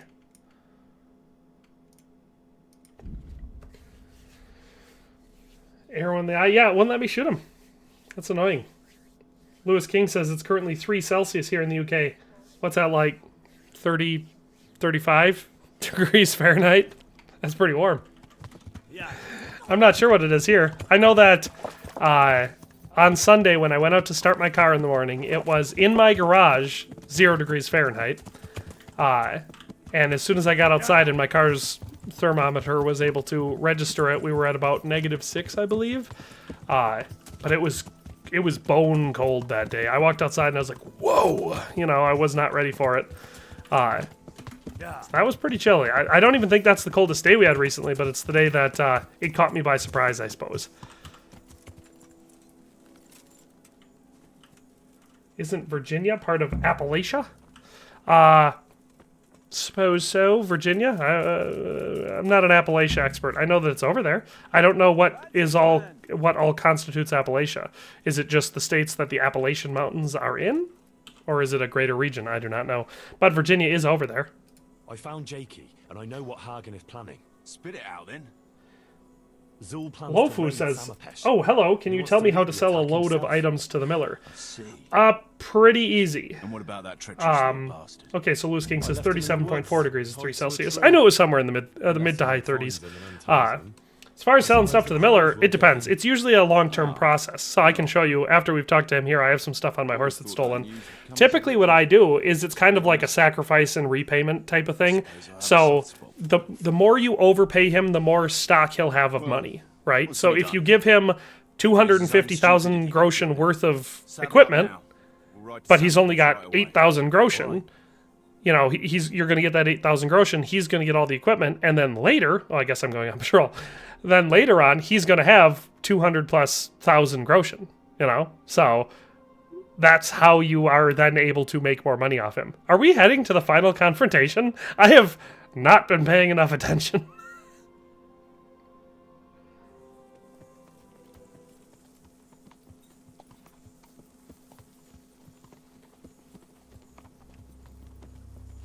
Oh, so Lewis says if I go back to Jake in 24 hours, you should be allowed to kill him. I will have to... Yeah, holy crap. I just wandered into the final confrontation without paying any attention. David Zill said 22 this morning here. Coldest day of the year for sure, probably laughable for most. I mean, it depends. 22 can be cold. Especially if it's... Humans are adaptable. We're creatures that adapt very, very well. So... The first day, because I remember the coldest day I'd ever seen when I was a kid was -27 degrees outside. I still remember how cold that felt to this day. But I've probably been in weather colder than that dozens of times since then. God be with you, Sakuna. But, you forget, right? So in Wisconsin, with these heat swings that we have all the time, that's why we're always complaining about the weather in Wisconsin. It's not because we're, wieners or something and we just can't take it. It's because...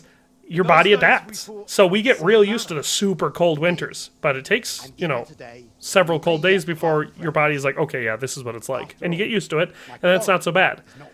And then you know, it gets to 30 degrees outside and we're all outside grilling in our tank tops and t-shirts, walking around in the cold, muddy ground with our flip-flops on because we're like, yeah, look how warm it is, you know? And then summer rolls around, it's 80 degrees and we're all complaining like it's the apocalypse and we're all going to melt. Until we've been in it for a couple weeks and then we're like, yeah, it's fine, whatever, it's not that bad. So, you know, humans can adapt really well to weather, but when it's constant swinging, that's where it feels horrible. Darcy says, hi, love your content. Thanks, Darcy. Unfortunately, you're now in a stream, and my streams are not as good as some of my other content. As enjoyable as they may be for me, and the people who love hearing me talk about irrelevant stuff while I play a game, I feel like most people probably don't like it. But welcome. Hey, Redneck Zeus is here, and he says, howdy. Howdy, Redneck Zeus. Long time since we had a stream, ain't it? You owe him a favor. And from what I side with Zool for shits and gigs. Not sure you can go back to Jakey now you finished Zool's quest. Oh, dang. Darcy says, I've also been playing this for the past 5 days. Can't put it down. Haven't even progressed the main story yet. Just got money from the tourney and treasure hunts. Did you follow my treasure guides? They're very easy to follow. I specifically made them to be as convenient as possible. On the other hand, I've never sided with him. you can ride away from here a rich man. I think I will. I think I will do it just for shits and gigs, because like you said, I've never done it before. Can I? That'll be the question, I suppose. Man, I look fancy compared to Kuno. I usually like the fight, but can I side with him and then kill him? You can't do it. You're making a common mistake, Henry. There's a difference between what a man can't do and what he ought not to do. Jean Cartier says, I'm still in the prologue, but I'm using beef jumping to leave Scallots.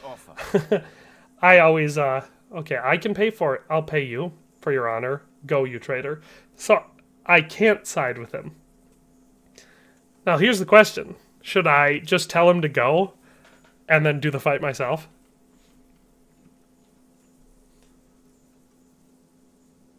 Yes, Noda Vampire is correct. The idea of overpaying the miller to increase the cash supply works for all merchants. That's true. So if you choose... The reason I like the miller is because you can sell absolutely everything to the miller. So it's just a one-stop shop.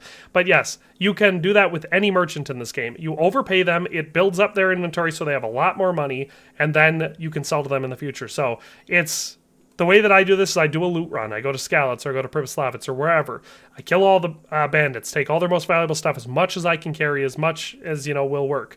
And then I bring it all back and I sell it. And every single time you do that, you're almost certainly, until you get to a certain point, going to be selling him more stuff than he has money for. And so every single time you're building up his money incrementally. Eventually you get to a point where no matter what you're selling him, you know, for a full inventory's worth of stuff, he's going to... have more money than you sell him, and it's in doing so, and it makes sense. That's a good game economy in my mind.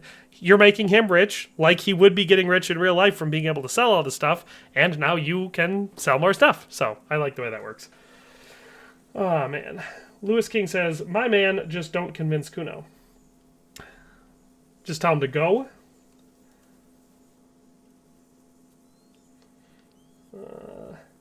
Darcy said, yes, I got up to Ancient Treasure Map 5 since I don't have the skill for the chest yet, but I'm still sitting on 14k Groshen.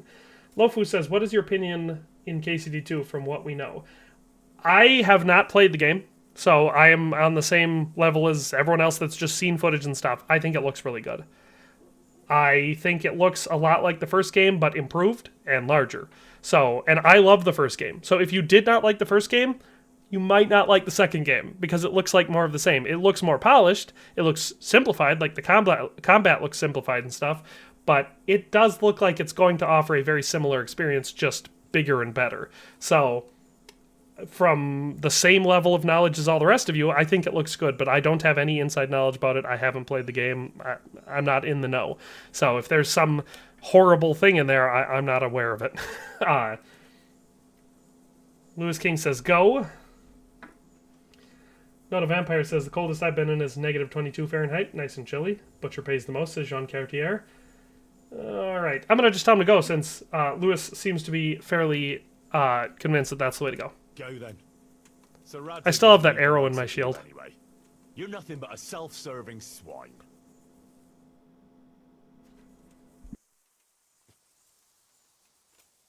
Sorry, Henry. You know how things are. Times are hard.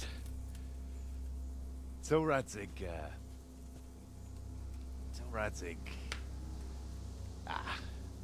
he'd do the same in my shoes.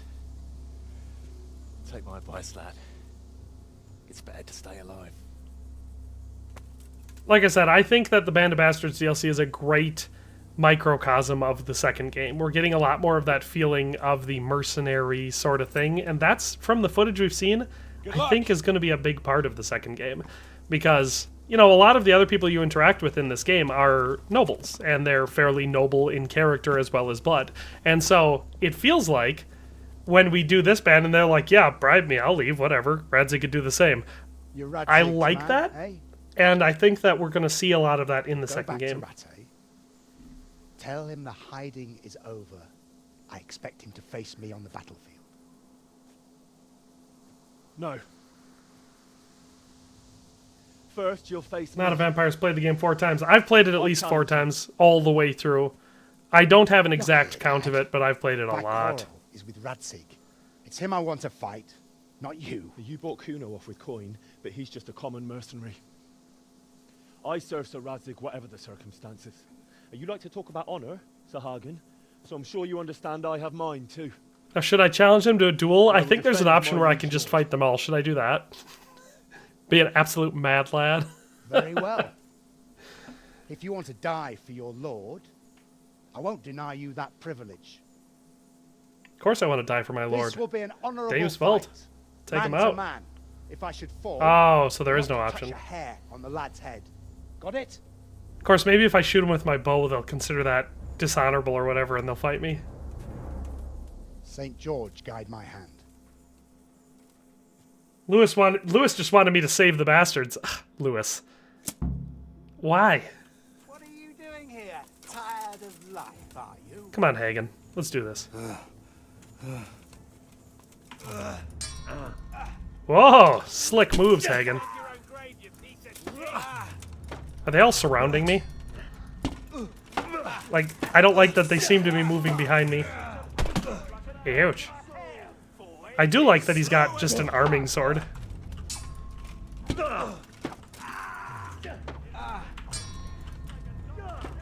Alright, pal.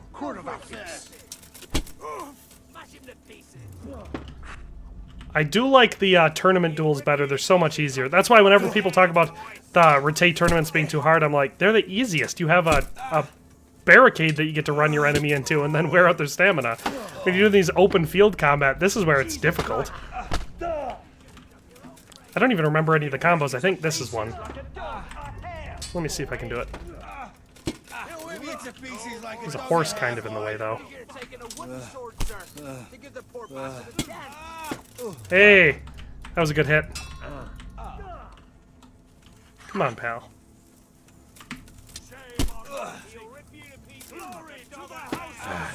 I should have brought Runts Club. I have it because I use the console commands to get it. I should have brought that. That would have been fun. Ah!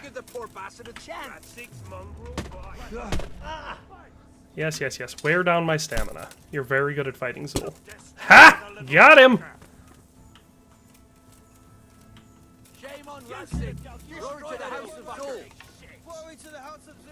Glory to the House of Zool. Doink. How do you think we're going to do in this fight now? I mean, at least they're not attacking me quickly. They're giving me some time. Oh, he moved his head. That would have been a sick headshot. That fucker must have fired from here. Did he? Does he not see me? Ah! Zool got up. Oh no. Oh no. Stop it. None of these look like my horse.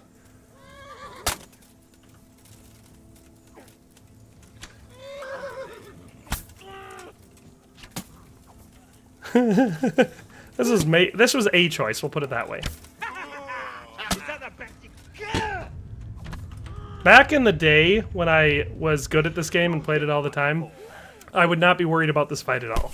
Because I would just kite my enemies, It's always fun when you've got archers on the other team because all you got to do is wait until they shoot and then just move last second. And if someone's following you, they'll oftentimes get blasted. Stop punching me. You're taking out my stamina. It's super rude.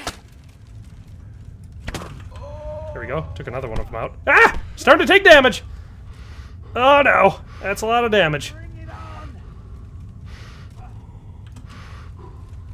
Gotta take out this guy with a sword. He's the only one seriously harming me. Stop it! Okay, okay, okay. Yeah, that'll be about enough of that. Yeah, you do. Alright, where's everyone else? Yeah. It's a good call, buddy.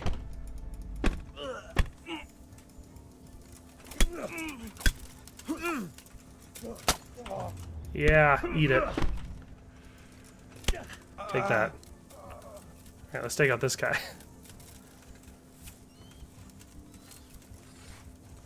Come on, pal. You got it. There. I think we're good now.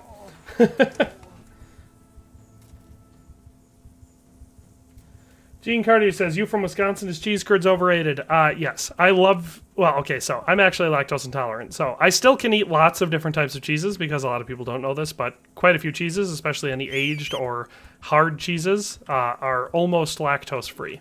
We'll take all of Zool's stuff for sure. And I'll see how much stuff I can fit on my horse, and then I'll decide from there if we want to take any more.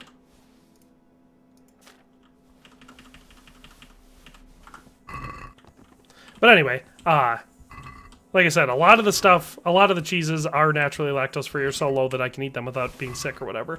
And so I do really, really love cheese. So like cheddar and stuff falls under that because cheddar's an aged cheese. The ones I can't eat, or like the worst one is, what do you call it? Mozzarella. Mozzarella and young cheeses like that, I just straight up can't have. They make me sick immediately. That's why I can't really do most pizzas. That's ironic, because you can put whatever cheese you want on a pizza and it'll still be fine, but most people exclusively only offer mozzarella. But no, I love cheese. Cheese curds, however, are young cheese. It's what they are. So if you go to almost any dairy in Wisconsin and you order cheese curds, you might be getting mozz, you might be getting cheddar, you might be getting Colby, you might be getting... I worked at a plant where we made Italian cheeses like Parmesan, Romano, Asiago, stuff like that. That was cheese curds because all cheese pretty much tastes exactly the same until it's aged enough for the enzymes that you use to actually give it the flavor that it's known for. So cheese curds in general, yeah, pretty overrated in my opinion. Now that's coming from someone who's had them so many times that the novelty is just not there anymore. So for you, if you've never had cheese curds, yeah, you're probably going to want to try them. Especially if you're getting fried cheese curds, because there's something special there, I tell you. But no, once you've had them as many times as I have, yeah, nothing special there. This guy looks like he's got some decent stuff, though. We'll take it until I'm too heavy. It's 8 pounds. There we go. That'll be good enough. I'm not greedy. I already have lots of money. I just like doing it because, you know, I went through all the trouble to kill all of them.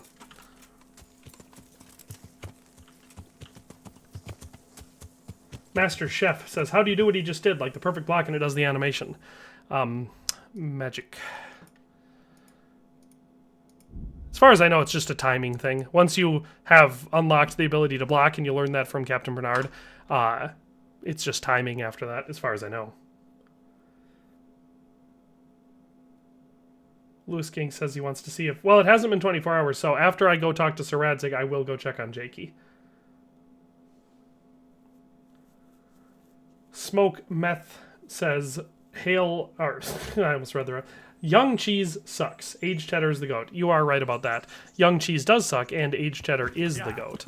That being said, I have tried so many cheeses that my appreciation for all of them has gone up so much. Like I said, I love Italian cheeses like Asiago, Romano, Parmesan. They get hard and everything, so they're not...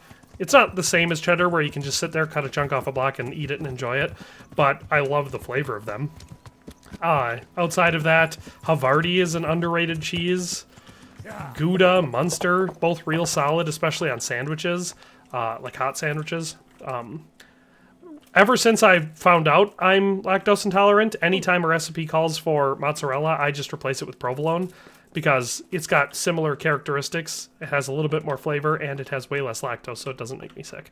Come on, buddy. No, man, cheese is good. It's how I support my state. Well, that and ice cream. Alright, pal. There you are. Wait, let's clean ourselves up. The Lord be praised. What brings you to me? Sir, we got rid of Zool. Alright. Some good news. Doc Montoya says, you know that there is a second variant to the Black Shield, I think one with the tourney guys wear. I don't mean Black Peter. Yes, I've seen a guy using that over in the tourney yard. Right on the battlefield. Frankly, I was half expecting it. Lewis King says Stilton is an underrated cheese. Is it underrated? Because I think a lot of people like Stilton. All I could do Sir Dave Zill says Havarti's my go-to. It's good. Havarti definitely went under the radar for me for a long time until, obviously, as a Wisconsinite, I was working in cheese, and we were running it, and I was like, I'll give that a try. I was like, that's pretty good. Now it's like my go-to that, and what's the other one? For cooking. I use Havarti a lot, and... And you had that much faith in yourself? Well, sir, I can't remember the other one. My wife started getting it, and I really like it, but it's not as common around here. It's a soft cheese, but definitely good. I dealt him a fatal blow in the duel. And his company? Hagen told them beforehand not to intervene. Darcy says, the only thing that sucks is I can't do the bird-catching quest for Bertold because I'm deaf. Yeah, I guess there isn't really a way around that. Anyway, I mean, deserve a reward for your efforts. I think there actually is. It would be difficult and time-consuming, but you don't have to actually go by sound. The sound is an indicator, but if you just keep an eye on your screen, it will suddenly pop up an option to set up the trap. So you could just do it randomly. Or I suppose there's probably a video online, I mean maybe I've even done it, of people doing that mission and you could just kind of match the map locations. But yeah, it definitely would be much harder not being able to hear it. I'll grant you that one. But on the bright side, it's not that fun of a mission. So at least you're not missing anything. In fact, most playthroughs, I don't do that one. And the sound that the birds make is quite annoying.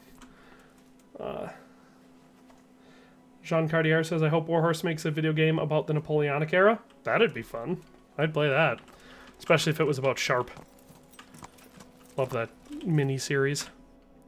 Alright, let's go back to the camp and see what everyone's down with. Alright. See if everyone's gone or if they're still hanging out. I love running over the guards on my way out. They seem to really like it too.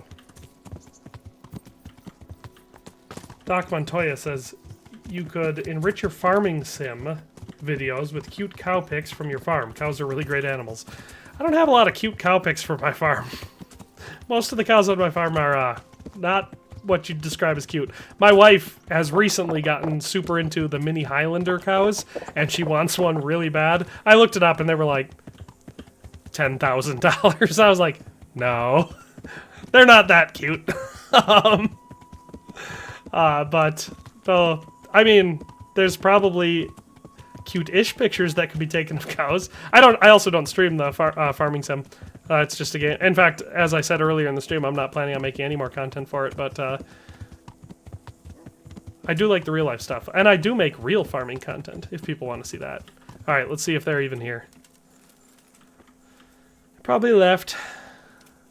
Ashamed of the fact that they're a bunch of wieners. So, now I'm going to do what any nobleman would do. I'm going to take some shields. 2 of the green wooden human shields. Stonks. Let's see what's in here.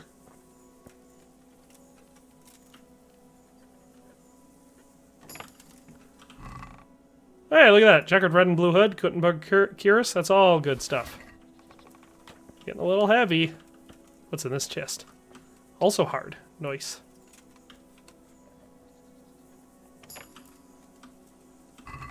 Ah! Got my excitement all up for nothing. I can't jump while overloaded. What a scam. At least I'm not that far away. Alright. Dave Zill says, I do that bird hunting quest when I clear the nearby bandit camp. That's fair. Mini Highlands are really cute, but extremely pricey. Yeah, that's the thing. And I agree. I agree that they're cute. I'm not arguing that point. I don't think they're worth that much money, though. Especially because, so if you just had a regular Highland cow, they're crap for milk cows, but you could eat it, I guess. You know, I suppose they're still good for that. I imagine the meat is good. Oh, man. Oh, there we go. I was saying it was being all sluggish. But yeah, they don't milk worth a crap, so... but, you know, at least there's something there. But with the mini ones? Okay, if your only option is to eat it, now it's teeny. So, and I'm not saying everyone should eat their mini Highland cows. I think people typically get them as pets. But that's kind of expensive in my opinion. That's one of those markets that a lot of people are going to get into breeding them, and then suddenly they're not going to be worth anything, and people are going to be mad because it's a fad. The vast majority of people do not want a cow as a pet, even if it's a mini cow. Yes, they're cute, but you could just go see them somewhere else. All right, let's do our thing here. Demonstrate our economy fixing. So we'll go into our sidekick. We'll take everything into our inventory. In fact, I might have already given him so much stuff at this location that he might even have the money, but I'm just going to go straight to the chest. Here we go. We're a little bit overloaded, but no big deal. Henry is ridiculously strong. How much weight are we carrying right now? 639.5. I'm going to go with pounds. All right. Because the metric system didn't exist at this period. At least I don't believe it did. All right, so he's got 191,000 groschen, so I was right. He would have had enough, but that's okay. Because this will just add to it.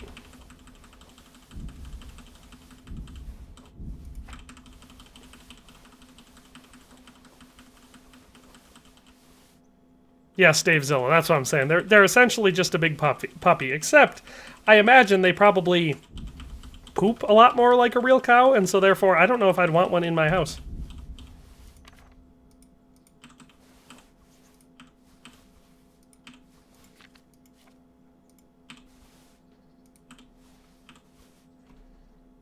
We have not saved once in this entire stream. That's a good way to live your life. All right, now we're going to go to the bathhouse. Yeah.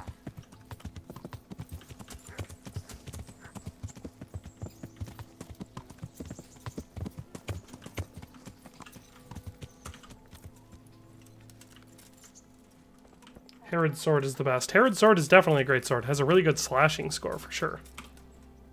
God's blessing. To you as well. I'd like... So. Of course. This one's the only one that I've ever used. I've heard you have a nice girl.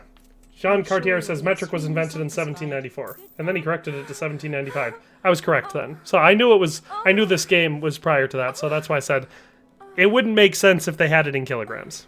You know. Dave Zilla says, as most modern day dog breeds are too. Same. Yeah, that's true. So I was just talking to relatives the other day. Now, I like dogs perfectly fine. I don't really like having dogs unless I have a use for them, just because they're high energy, high maintenance animals that, you know, I don't like having a dog tied up in your yard all the time. You know, I'm not a PETA person or whatever, but I don't like that. I also don't like the extra responsibility of having a high maintenance animal. If you want a pet, get a cat. They pretty much take care of themselves. All you ever got to do is, and this is if you don't use any of the robotic self-cleaning, any of that sort of stuff, all you got to do is empty out the litter box. Or if you've got kids, you make your kids do it. Easy peasy lemon squeezy. But if you want to have a dog but never ever take care of it or do anything with it, that's probably get a different pet. But anyway, if you've got a use for it, like a farm, or if you have animals that you're using it for protection or whatever, or hunting, or, you know, there's a lot of reasons to have and use a dog or whatever. But anyway, I still like dogs, so I like it when other people have dogs because then I can pet their dogs. For me personally, the only breed I could ever see myself going out and getting specifically, and to be clear, we have a dog, but it's my wife's dog. She got a German Shepherd. I would go out and get a Border Collie. I've had really great Border Collies. I love them. They're excellent dogs. Super smart, too. Lofu says, oh, well, just use the Bailiff's Mace. That one can one-hit. Yeah. Well, I mean, I think I have the Ceremonial Mace equipped right now, but yeah, pretty much. As long as your strength is nice and high, the maces are insanely effective. Now, the longswords and stuff, like I said, their main advantage is the quick jabs that you can do with them, which how hungry are we? Oh, yeah, we just went to the bathhouse. Let's see how we looking, though. Oh, man, that looks good. That's the thing. When you use the command code to wash all dirt and blood, it does a decent job, but it doesn't get you as shiny as you are out of the bathhouse. Man, that looks good. Good looking. Gotta love it. Dave Zill says, get a black Angus bull as a pet and see how cute he is. Yeah, no thank you.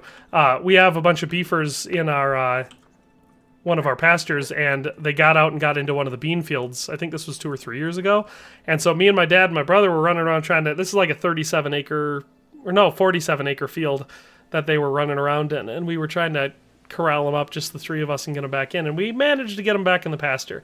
After we got them back in, fixed the fence, turned the fencer back on, that's when I noticed this 2,000-pound, or, you know, however big it was, ridiculously big, stocky black Angus bull there just snorting. And I was like, was he in there the whole time? We didn't know, but the guy who was renting the pasture had brought it to, you know, to breed out the heifers. And we did not know he was in there. I told my dad after that, I was like, I would not have helped get those cows back in. I would have called him and told him, your cows are out. You can come and get them. I wouldn't have put them back in myself if I'd have known there was a great big ornery Angus bull in there. Oh, man. Tristan says he likes how awkward Henry is at the baths. I feel like I would be that awkward if I went to this style of bathhouse in real life, so I can definitely empathize with that. Lewis says, be right back, need to popo shop, but I'm keeping stream open. Need to popo shop? Not sure what that means. First I thought he was saying he needed to poop. I know what that means. Patrick says, I have a question. Do you ever use sabers in KCD, and what do you think about them? Not too much. Sabers and hunting swords are the weapon classes that I use the least. For me personally, if I'm going like a hybrid night like this, where it's just kind of a mashup of everything, where I've got a bow and a melee weapon, I like the small cumin shields for my round like the little cumin round shields. I like them the best for my shields, just because they're nice and light and responsive.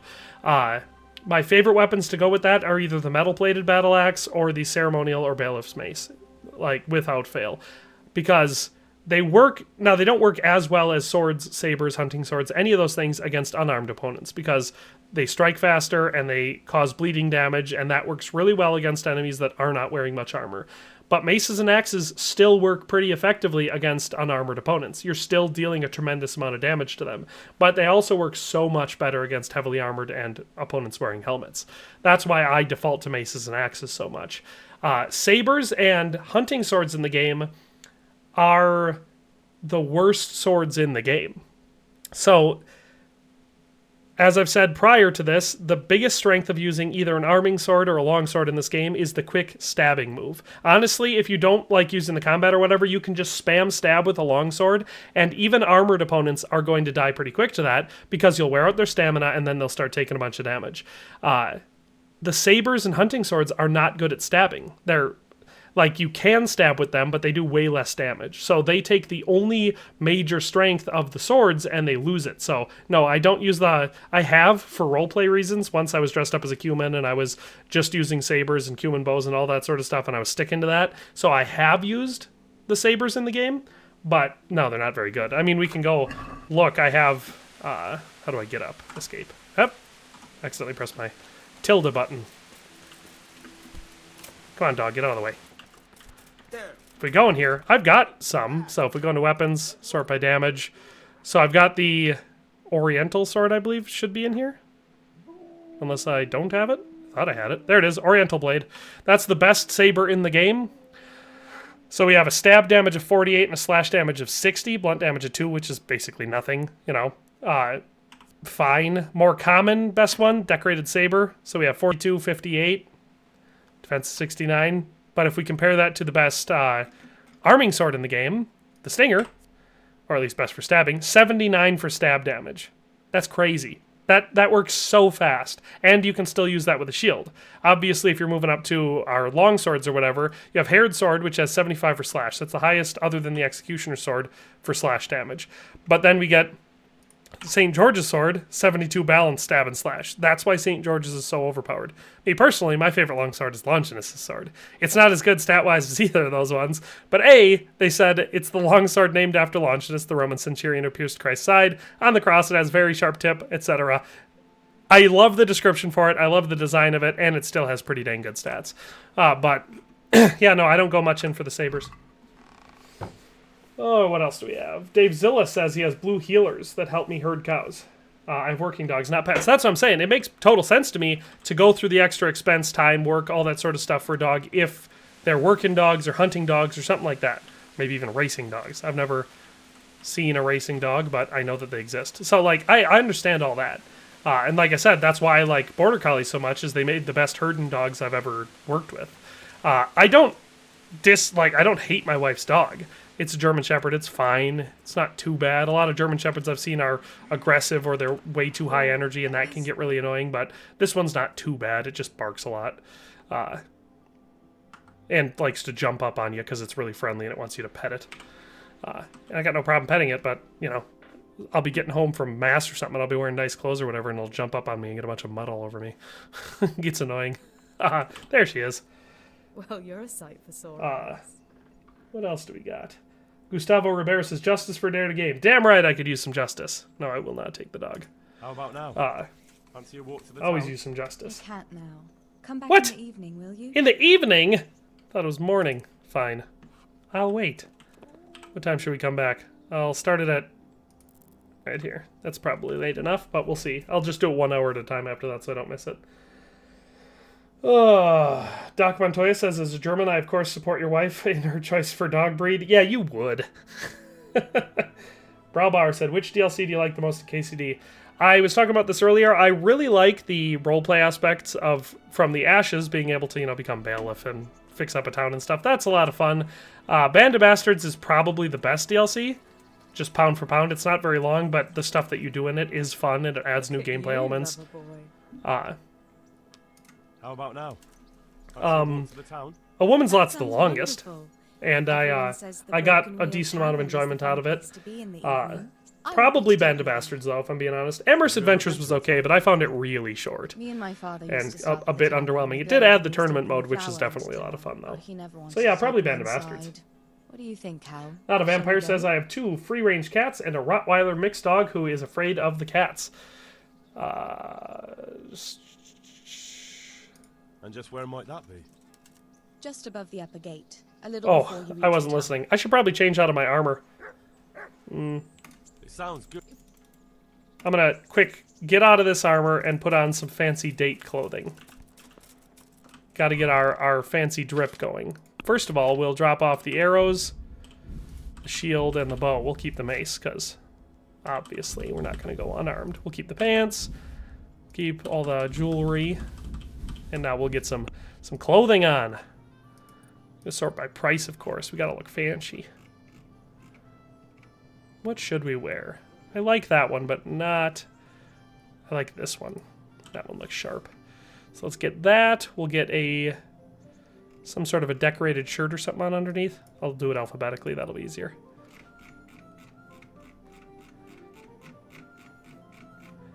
Okay, yes, there we go. Decorated.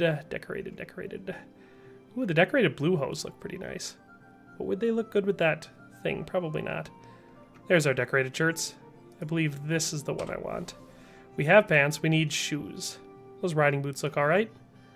But we'll go with the Noble's dark shoes. There we go. What else do we need? Oh, put on what we got so far and see how it looks.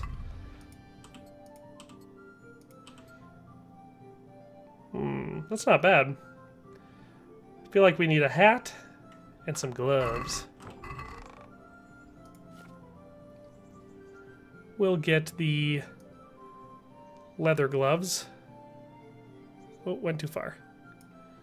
Leather gloves, and what do we need for a hat?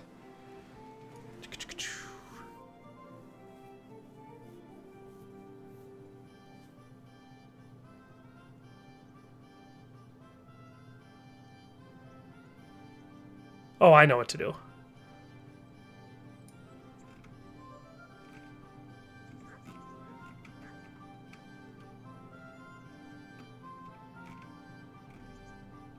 Huh.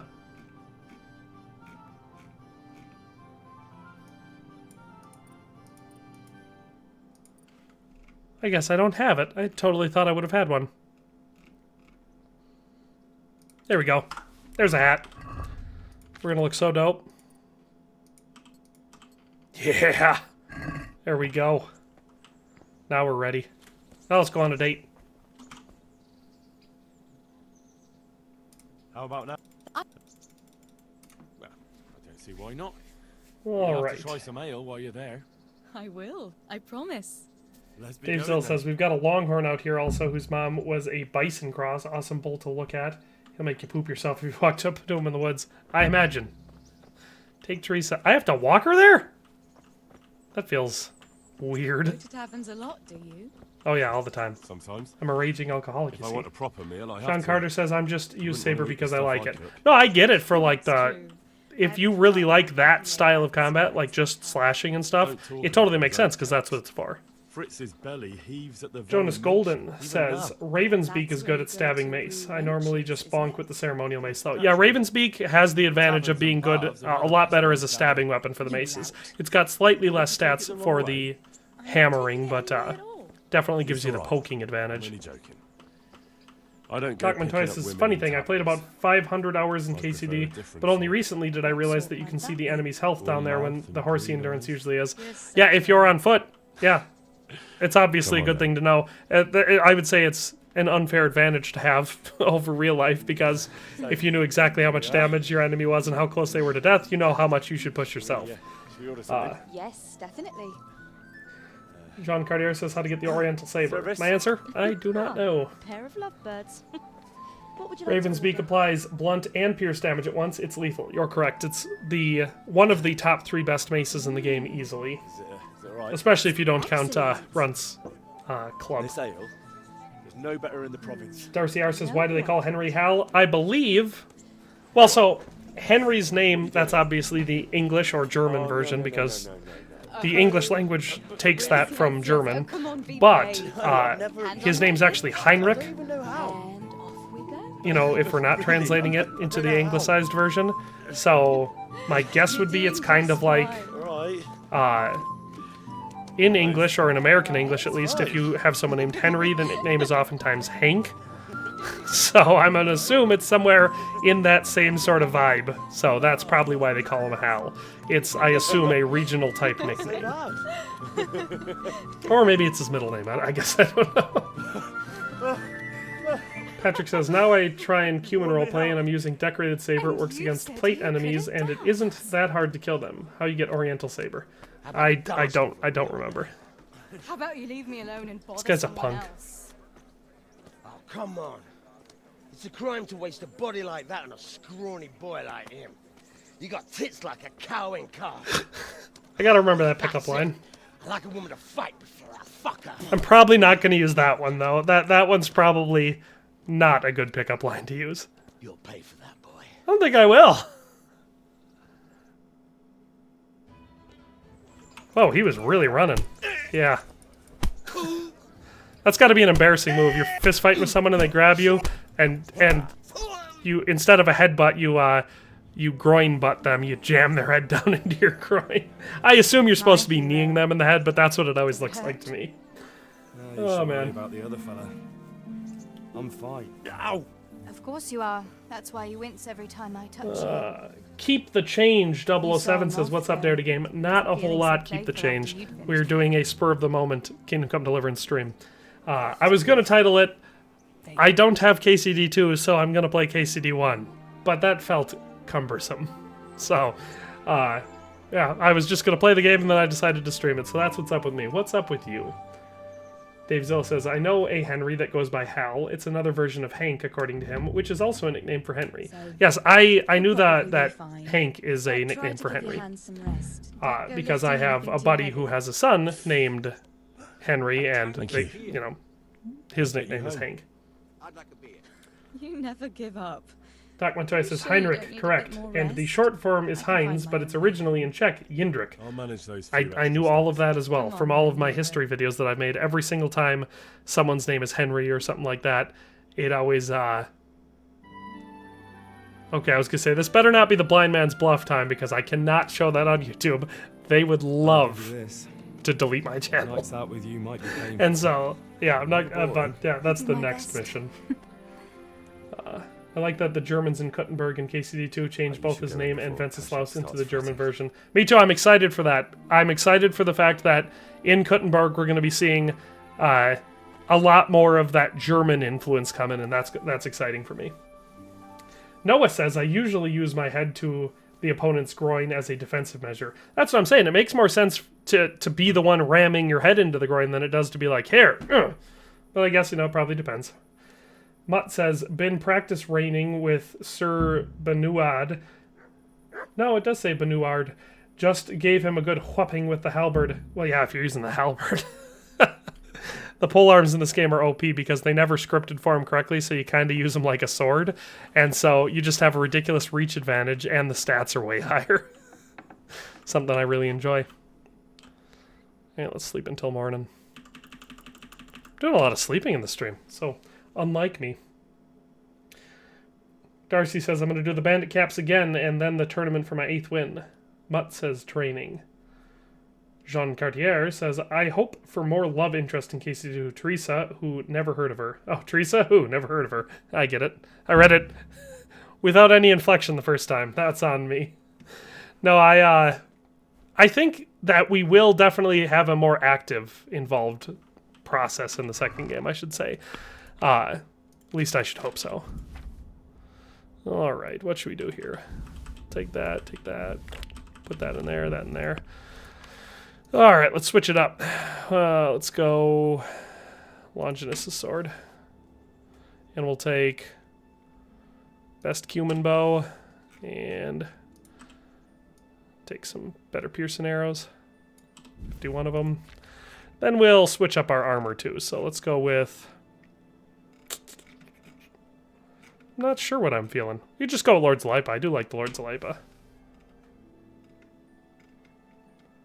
Wait, why don't I go alphabetical?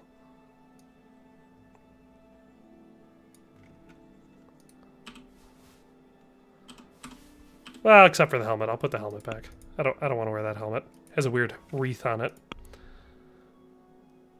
I don't remember what I have. I'm going to need padded gamson. That's for sure. Oh no, you know what? We'll do it by defense. Oh, I can just get to him quickly. Short noble hauberk, mail chausses. Take our noble's mail coif. What else can we get? Decorated. No, we'll get the Dark Silesian gamson for this one. We already have gauntlets. I just have to keep... I'm going through remembering what I do and don't have. Where's our Dark Silesian gamson? There it is. Okay. See if I remembered everything on the first try.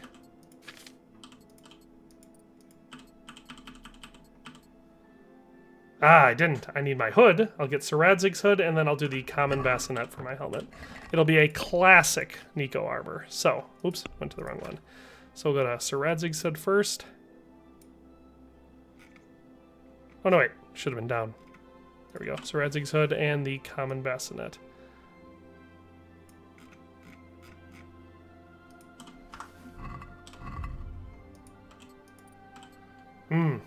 Perfect. Now we'll run over to the bathhouse because the armor is not suitably clean and for no other reason.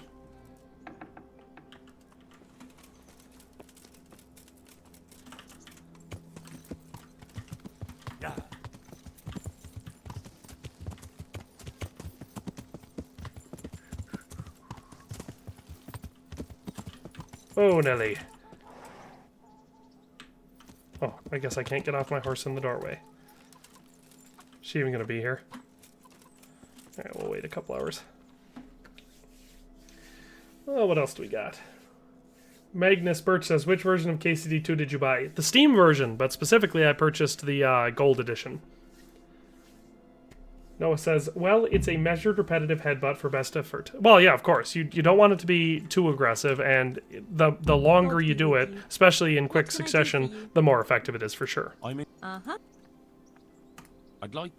I'm sure you'll be extremely Fun fact, most widespread U.S. heritage is actually German. I think it was 12% of all U.S. Americans. Yes, I think I looked at a map that was showing the dispersion, and out of all of them, well, obviously the ancestry gets mixed up really fast when you have so much going on. But yes, the original immigrant status was something like that.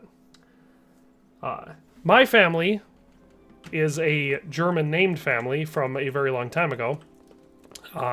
And we've been able to trace it back pretty good. But the fun fact is, they were a German family that had left Germany and moved to Bohemia. And so they were a German family in Bohemia prior to immigrating to the United States. So it's entirely possible that at one point my family lived somewhere around this area. Sir Dave Zilla says, I need to be able to couch my Bohemian ear spoon on horseback and skewer up to 3 or 4 humans like a kebab. Lewis King says, I'm back, my lord. The ear spoon is goated.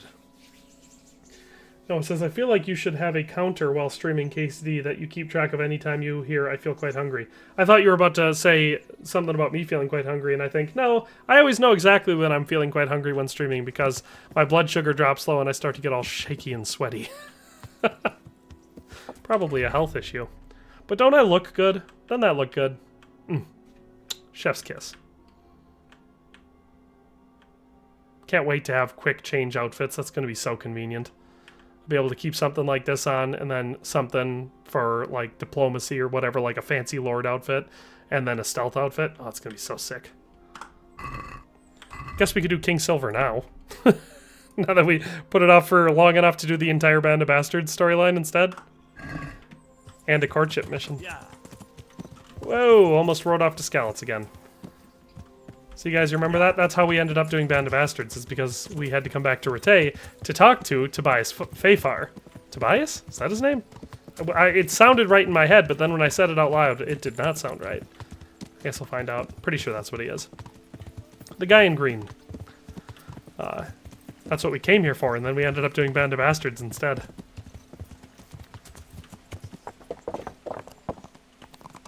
Here we go. Food poison almost took me out. Where's the potion when I need the most? Where's the potion when I need the most? I don't know. I'm going to assume he's on the top level.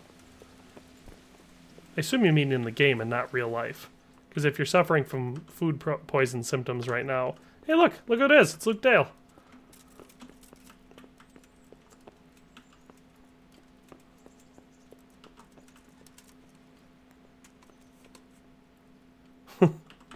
Just kidding. Anyway. Really funny. I mean, there is a mod that allows you to kill everyone. And I totally could have that installed. I mean... could hypothetically, like I could install it. I do not have it installed. Greetings. What business have you? I can hear people running around upstairs in my house, right outside my door while I'm streaming. Sent me to you. He must think highly of you. I do the best I can. Redneck Zeus says, my folk are That's Volga good, German. Because this is damned important. No, it says, remember that time you forgot to take your heart medicine before streaming and then everyone watching had to tell you to go take it? I do remember that. I did not forget it today, at least I don't think I did. Problem is, it's become such a habit to just take it every morning that some days I'm like, yeah, I'm pretty sure I took it, but that could be my memory of taking it any time in the last however many years I've been taking it. I would have thought that would be Tristan said, I'd love to watch Luke stream when the game comes out, but I'll be too busy playing it myself. Right, exactly. That's the thing. When the game comes out, I'm not going to be watching anyone else's content or streams. I'm going to be playing the game. Yes, Jean Cartier, not in Kuttenberg. I actually know the name of the town where they lived. I just don't know where it is in the Czech Republic. Is that the yard? So they lived in a small town called Katerinenberg. It's close to the border. A silver store. Or was-ish close to the border because, like I said, they lived in Germany and moved into Bohemia at the time. What about these waterworks? What's there? A stamping mill and washing troughs. They're on the bend in the river below the castle. Lewis King says, I've two screens I'll be playing and watching. Oh, I have 2 screens. I get what he's saying. You said mine gallery. Just one. Boy, I have 2 guns, one for each of you. To crawl through the place. There's only one gallery I'm interested in, at the foot of the hill by a small fish pond. Why just that one? Because I was expecting to find a scene there. All the indications pointed to it. So if anyone is stealing silver, it'll be right there. I just had to holler at my kids for slamming doors out there in the hallway. Should I be expecting trouble then? Well, I definitely oh, that's funny. Noah said, I met someone the other day who was descendant of one of the 2 families who settled next to our family. or a band of brigands. I know a lot of descendants of the families that settled next to our family. They still live next to us. I assume you mean one of the ones that doesn't still live next to us? I heard from one Skalitz miner that someone may have found something there and didn't report it. I knew it. Sean Cartier said, at least you said my name right more than the times you said it wrong. I've been switching it each time. I've been saying it slightly different each time. Should I call you Gene Carter? Yes, yes. You're quite right. It'll be enough to take Johnny memory. Average says, I'm on the same quest in hardcore now. I just finished Henry's quest in the woman's So, slot. I should look in I the did, the other day when I was playing this, the last time I was playing it, I did Teresa's playthrough in Skalitz on a woman's slot. And then today, when I joined in, I was going to do this mission, but then I went and did the fist fighting mission over in Ujits, and then I did the entire Band of Bastards DLC, and now I'm finally back to doing this mission. I'll get going. See you later. Doc Montoya says, Czech name is Hora Svat Katerini. That's what Katerinenberg is? That's interesting. I should save that. I'm gonna copy that out of there so I can. Can I copy that? Yes, I can.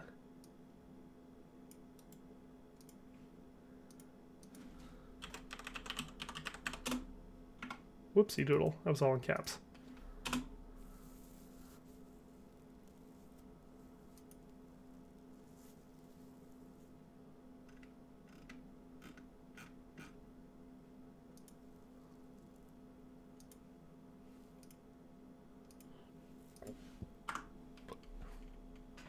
I looked it up. That does, in fact, look like it. Loose King says, yeah, sorry, keyboard dying. Sometimes keys repeat from a single stroke. That's fair. I recently thought I was going to have to replace my keyboard, but then I just took all the keys off of it and cleaned it out really good. Now it's working better. It's an expensive keyboard, but I've had it for a really long time, and I do a lot of work on it. And you know how keyboards get pretty gross when you're using them all the time. My audio cut out. I don't have any audio. I'll Alt-Tab out again, and I bet you that'll fix it. Yeah, I was right. Look at that. I don't know, you guys probably still had audio, but I didn't. Alright, Noah says, well, I met them an hour away. Jean Cartier says, nope. So not Gene Carter. Doc Montoya says, yes. Johnny Average says, excited for more fist fighting in 2. Me too, and I'm hoping that it's a lot more fun. Noah says, is it not pronounced Jean Karcher? John Karcher? That's probably it. It's probably John Karcher. Not a Vampire says, I just upgraded my video card and memory for KCD2. I have not upgraded my PC since I built this one, but I built it with pretty frickin' beefy stats back in the day. And the important thing that I remember from I was looking at the KCD2 stats, and I do remember them being CPU intensive, not GPU intensive. So like the CPU recommendations they had were a lot more bottlenecky based on what I saw than the GPU ones were. Like, the minimum settings, I believe they said you could use a 1060. I probably wouldn't, but they said you could. What else is there? Jean-Claude Van Damme. Yeah, I know it's... I know that's how it's pronounced, but like I said, I'm just going to pronounce it slightly different each time. Alright, let's see. I switched bows. I was using the sinew longbow before. Now, see? It pulls... It's just a little bit different. I'll get it, though. There we go. See if I can... Doink! See how many people I can doink. Oh, man. They're going to start moving in. He's moving up. Alright. I think we're going to do fine, though. Because he's, like, confused that he got shot. Oh, there's a guy. I didn't even see him before. Let's see if I can headshot him. Doink! Got him. Later, nerd. There's another guy up here. See? Even without having practiced for a long time, it doesn't take that long to get... I think I hit him in the hand. Or missed him entirely. But I'm going to say hit him in the hand, because that's more impressive. Boink. There we go. Noah said, rip my graphics card. Oh, did your graphics card die? It's a little bit funny. Alright, let's see if I can get this guy too. Oh, right in the back. That would hurt. I believe that's everybody. Yes? Yes. Do lemonade. Alright. Tristan Burnt said they've been advertising the fist fighting on Twitter, so I assume it's much more developed. Yeah, that's the thing. From what I've seen so far, it looks a lot better. Because in this game, like, it works and it's fine or whatever, but it's pretty simple. I was hoping for more. And the combat so far, from what I've seen, it's funny too, because I will see it and I'll think, dang, that looks pretty good. And so I'll take what they shared, I'll edit it, I'll re-upload it as, just the combat and stuff. And then you'll get combats where they're like, combat looks clunky and slow, it's so lame, it looks horrible. I'm like, I thought it looked pretty good. What do I know, I guess. Alright. Bruce says, oh my god, dude. I don't got much time to stay in this live. I just want to thank you. You helped me so much in KCD and Red Dead Redemption 2 with outfit ideas, but also treasure maps. Thank you. Hey, you know what? You're welcome. Genuinely. You are absolutely welcome for that. Thank you for saying thank you. That's the more impressive thing. Smoke Meth says, just buy a 5090, only 2K. Yeah, I don't have $2,000 to spend on a graphics card. I think I'll be fine with the one I've got. Yeah, if you want information on KCD, this is the channel I think of. I would say you're their best content creator. Damn right I am. In all humility, of course. Noah says, I'm thinking 4070. Solid card. I have, and for a price point, it's probably right around where you want to be. I have a 3080. So performance-wise, it's a generation older, but I'd have to check on the benchmarks. You could probably Google it right now. I think the 3080 is still stronger than the 4070, but I don't remember the gap between the 3000 and 4000 series cards. After I got my 2080 Ti, I was so put off by the price that I didn't look until I realized that the newer cards were significantly cheaper. Then I got mad. Not mad because other people were getting cheaper cards, but mad that I had spent so much on the stupid 2080 Ti. Not that I didn't get any use out of the card. But there, we did a bunch of bandits. I can't help but notice in the chat, I didn't see any people being like, whoa, you're such a good archer. I was like, my ego could have used that, guys. Way to go, you let me down.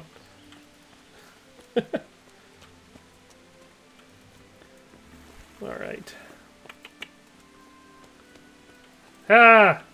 Jean Cartier says, and you can tell everybody. I actually don't know how the music goes in that song, except for the part that I sang about it being a little bit funny. And the reason I know that one is because I use it on my kids all the time. They'll say or do something, and then I'll make a joke, and they'll be like, that's not funny, and I'll be like, it's a little bit funny. I hope you don't mind. I hope you don't mind that I'll call my horse to me. There we go. Alright.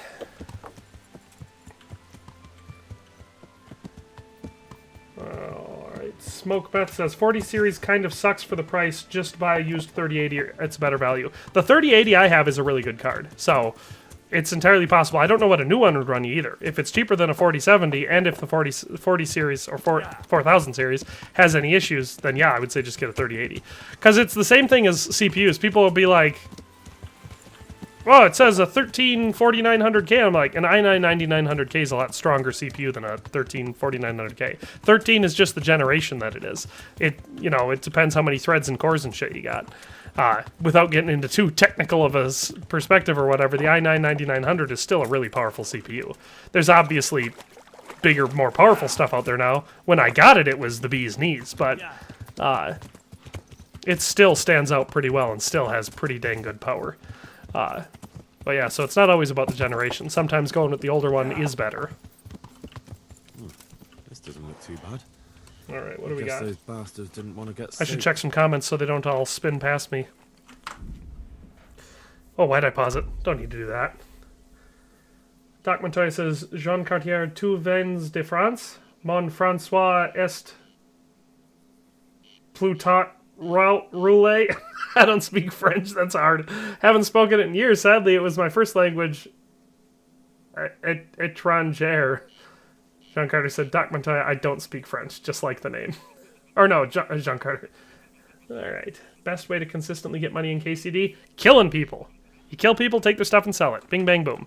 It is by far the best. Not only does it level you up and make you better at combat, which is important to the game, but it also results in you having just a ton of stuff to sell and you make a lot of money. So, without a doubt, that's the best way. If you're talking like non-combative for like roleplay purposes, hunting, I believe. I think hunting and like curing the meats and stuff and selling them I've been told that that's the best way. I always figured it would probably be alchemy, just because potions can sell for a decent amount, but I typically just kill people.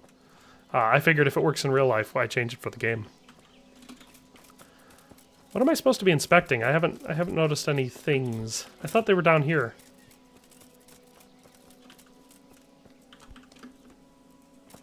Well, that didn't work.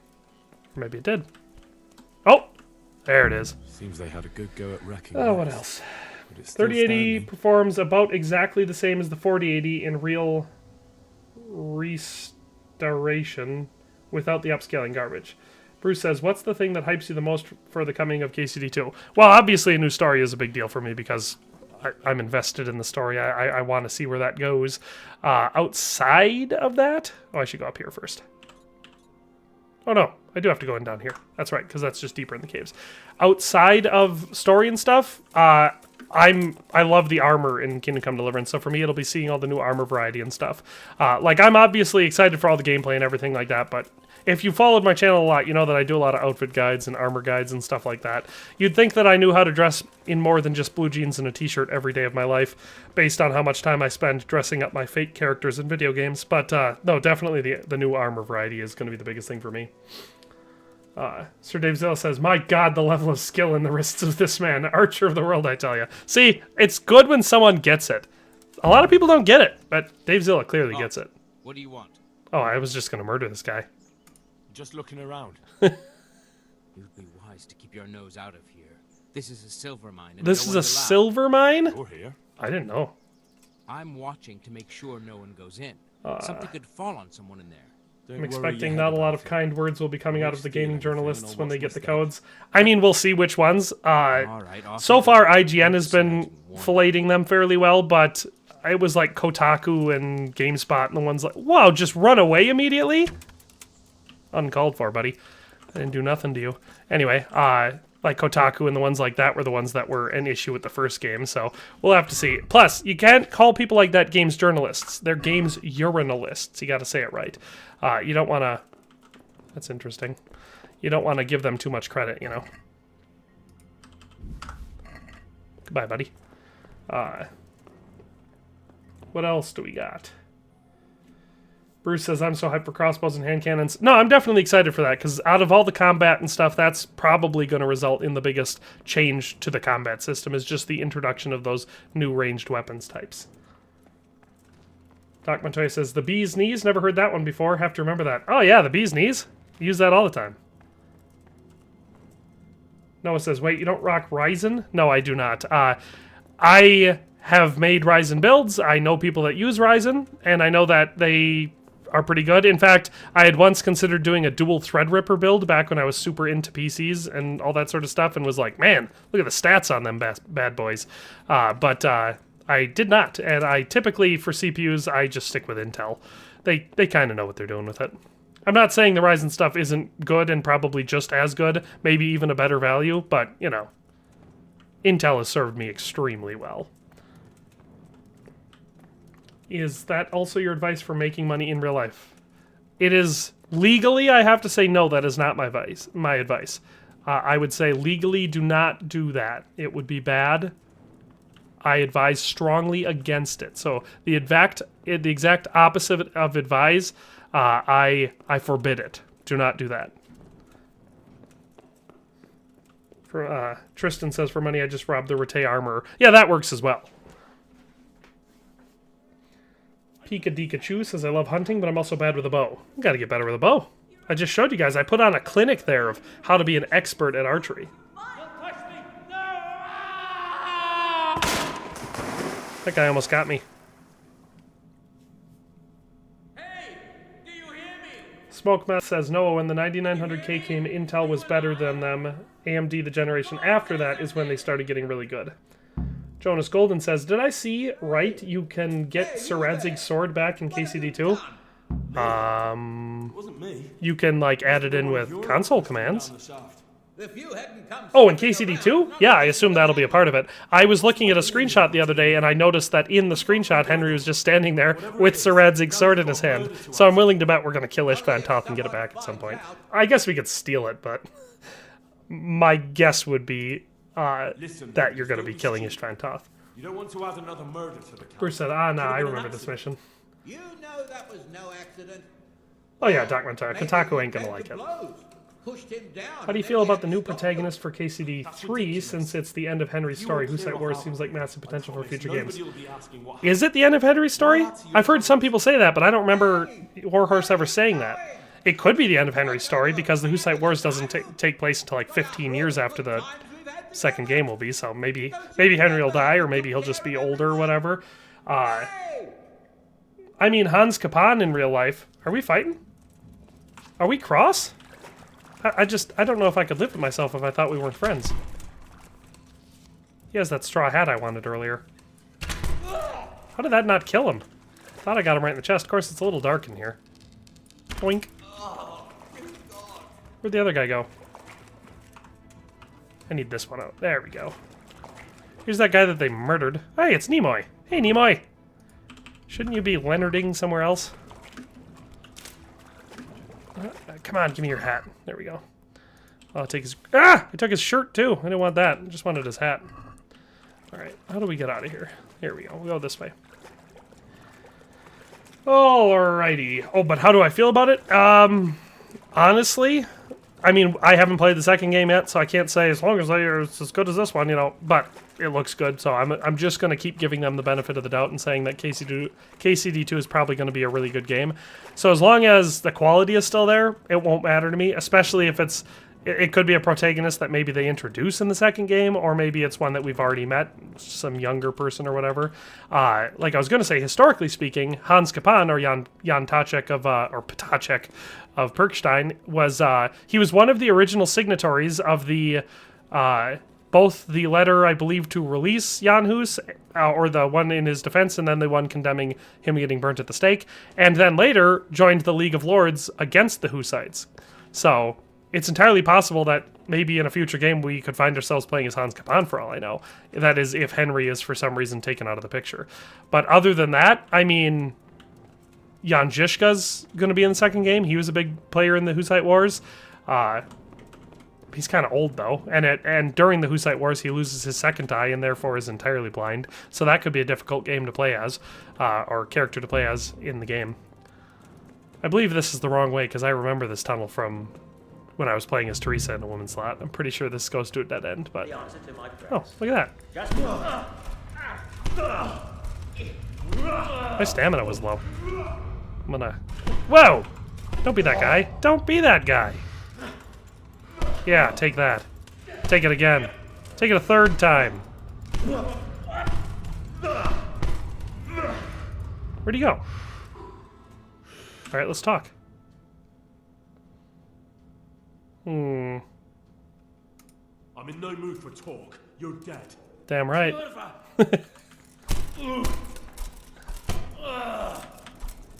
Got him.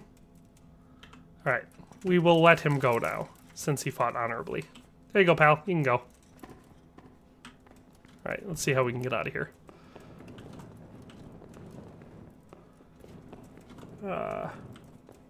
It's not Sir Radzig's sword, it's Henry's. Matter of semantics, but yes, true. Technically it is Henry's sword.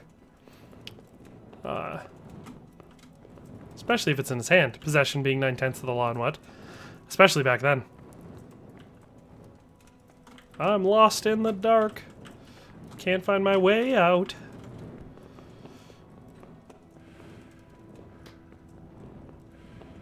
What the hell was that? A second guy. He's not very observant. I snuck up behind him with a torch in a dark hallway, and he's like, what was that? Anyone else hear that? Alright. What's he got? Ooh, Granddad's old sword. Dried fruit.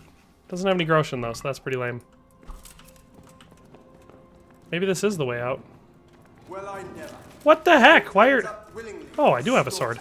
Oh, that guy didn't last very long. Where'd the other guy go? I saw another guy in here. I want to read comments, but I'm also trying to get out of this spooky, scary cave and kill everyone that I find. Up, up, up, up, up the stairs we go until we come to a tunnel. There we go. Oh, but the problem is once we go in, we never come out. Dang, I wish I'd remembered that before I went up into the tunnel. Noah says, I feel like I'm watching the Battle of Winterfell. No, not quite that bad. I have a torch. Bruce says, I've got a very important question for you. Bianca or Teresa? It's life and death type question. Well, I mean, Teresa dies, and so there's a very limited window on that being a possible relationship. Not Teresa. I screwed up my joke right from the start. Bianca.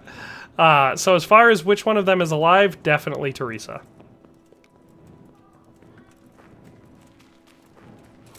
Bro, come on.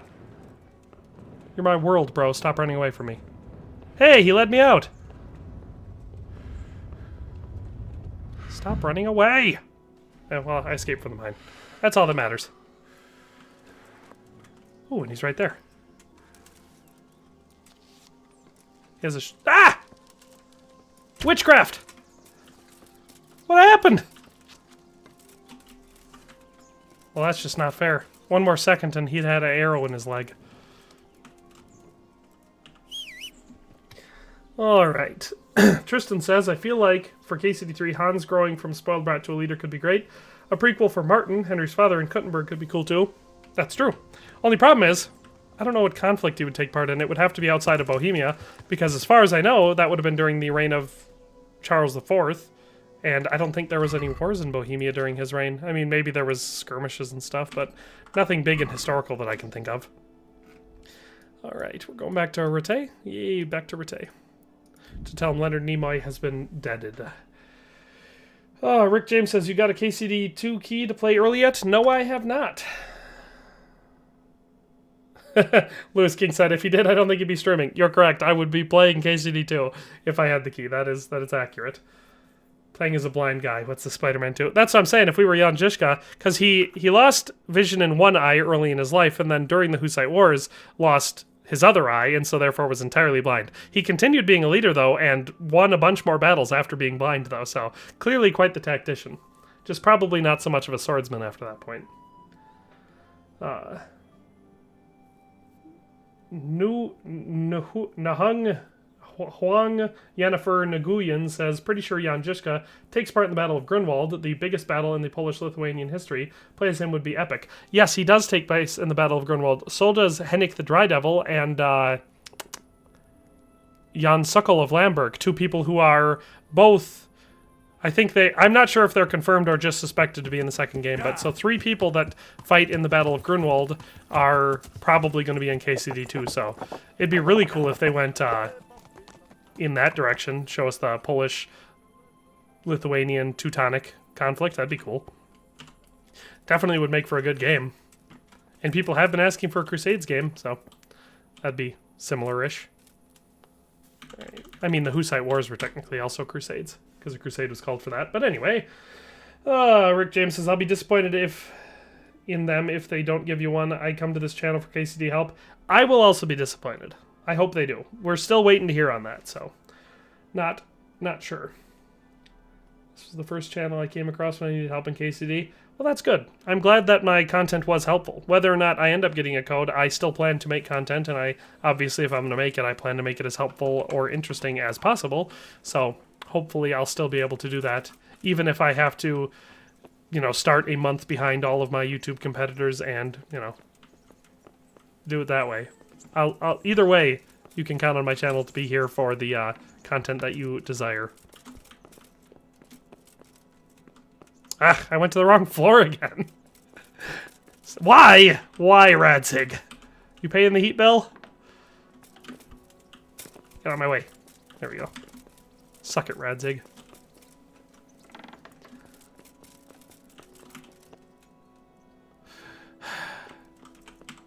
Anyway. Sean Cartier says, I guess Henry will date a noblewoman according to the trailer. I don't know if she's noble. She kind of strikes me as more of like a rich, like, townswoman or something, like a burgher's daughter or something. Maybe she's noble, but I don't know. Didn't look that way to me. What troubles you? Noah said you should really clean the blood off your sword before sheathing it. That's what they all say. Excellent. Bruce says, So I what mean, did if you both find of them out? were alive, who would It's be been better as plundered Henry's and woman? By the way, I wrecked, still have but not ended everything the can be story. fixed. And my It'll heart be like quite a stopped for a job. second when you At said least it Therese won't was have dead. to be Nope, rebuilt it from wasn't scratch. no spoiler, just a mental gaff. I guess if they're both alive, that depends what we're talking about. In real life, Bianca, her family owns the tavern. They probably got a lot of money, and she's the one I was dating first. I'm a loyal type of guy, so I stick with what I've got. So Bianca, but yeah. So assuming that she never died in the prologue or whatever, then yeah, I'd stick with Bianca. Oh well. Can't be helped, Tristan said, Radzig said that Martin had fought in a war in Poland. Don't know which that would be, though. Well, there were a lot of wars in Poland, so kind of they were well known for that. Actually, I don't believe any reward was mentioned. On the John other Smith hand, said, you hear me out now. surveyed everything that I KCD3 asked, and that to take deserves place a in caution. Transylvania/Wallachia during Vlad the Impaler's time. Now that would be a crazy good storyline. That would be good. I don't know how many characters you'd be able to tie to this game, but or to these games, but that would be a really cool setting to play KCD style game in. There you go. I feel like Yennefer was an invite to not fail at pronouncing the rest. Yeah, it could be. Or the rest could have been totally unrelated. How am I supposed to know? Wait, there's a way to clean weapons? I always thought about it, but never found it possible. Europe has seen wars for hundreds of years, so there's surely enough history. Oh yeah, no, Warhorse Studios has the perfect formula here. Because whether or not they connect it to the same characters, they can just choose a conflict, make up a character to let you play as, and then set it in there with this style. It's the perfect system. For years and years and years, I was always saying that this is the type of game that needed to exist, and I was always so annoyed that it didn't. Because real-life history has fantastic, awesome, complex locations, political tensions, people, events that video games were like, nah, that's not interesting. People want dragons. They want make-believe nonsense. They don't want history. History's boring. Boo. And now that KCD's out, people are like, huh, history's kind of cool. You know?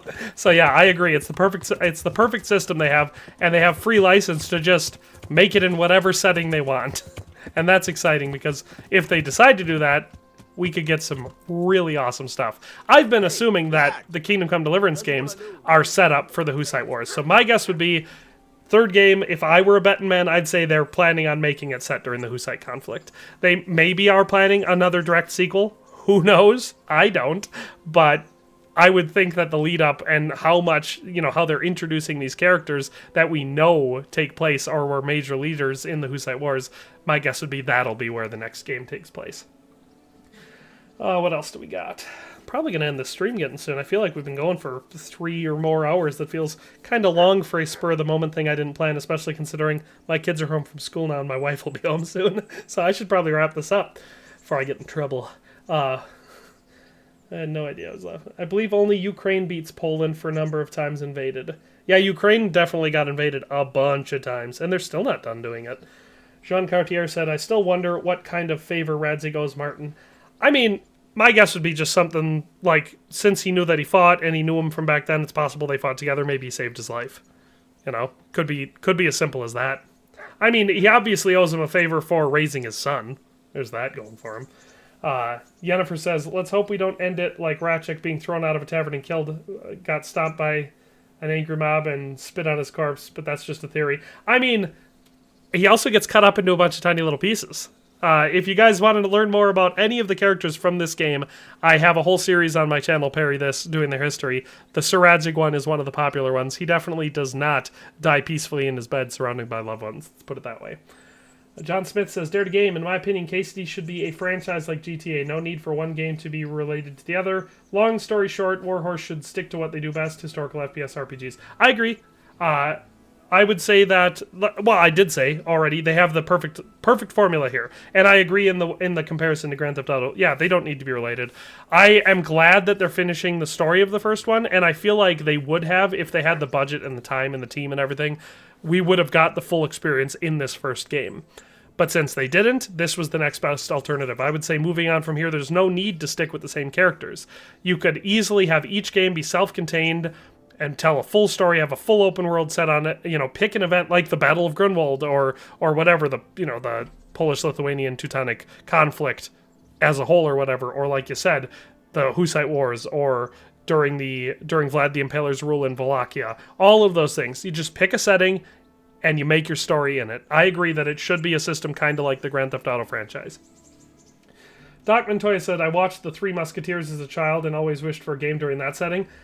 I have mixed feelings about The Three Musketeers, because I do like some of the films. Even unironically, The Man in the Iron Mask, even though I know a lot of people hate that movie, I actually kind of like it.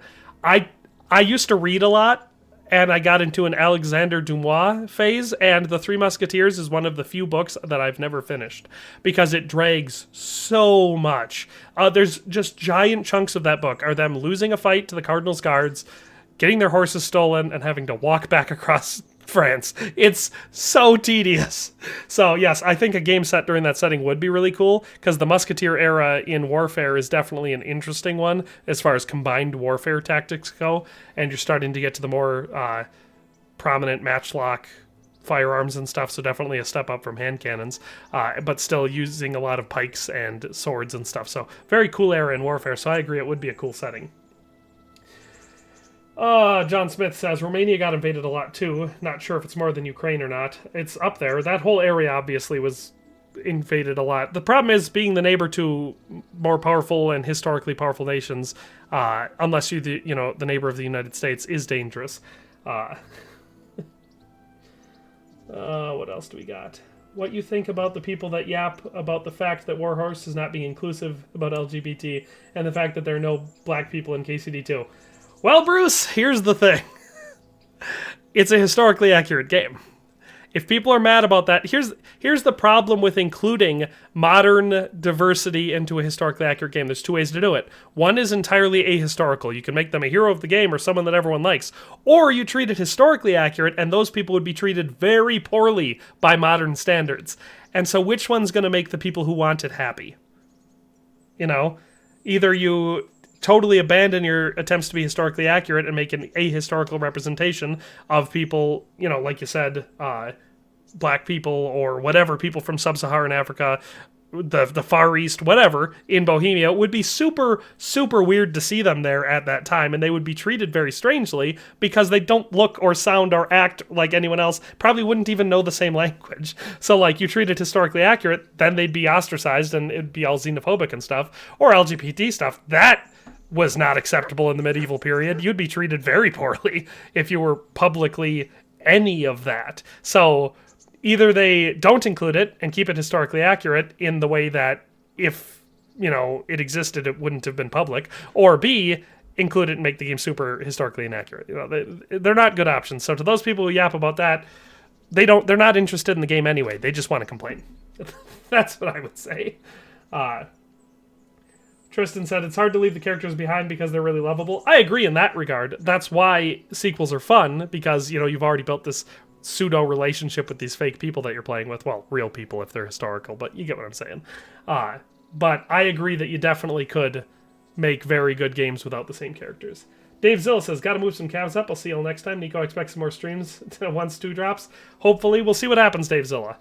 Especially if I don't get it early, streams are not likely early on because I'll have to spend so much time hardcore playing it. Streaming slows it down so much that I probably won't have time for it. If I get the game early and I'm able to, have mastered it enough to be able to review it right away and everything, then maybe some streams will happen early on when the game comes out. Hard to say. Oh, Yennefer says, pretty Russia got invaded the most if we count all the Rus princes in history. Russia can be, the history there is complicated. Bruce says, I think the same. I mean, how could be there in the 14th century Bohemia, so in an era? There's a lot of words. Doc Montoya said, Alexander Dumas has a very slow-going writing style. That's true. Yeah, but I like the Count of Monte Cristo. That's what I'm saying. It was just Three Musketeers. 20,000 Leagues Under the Sea was the one I struggle with, because it's half really good and half listing various species of aquatic life. As far as, that's not Alexander Dumas, that's the American, what's his name? Jules Verne.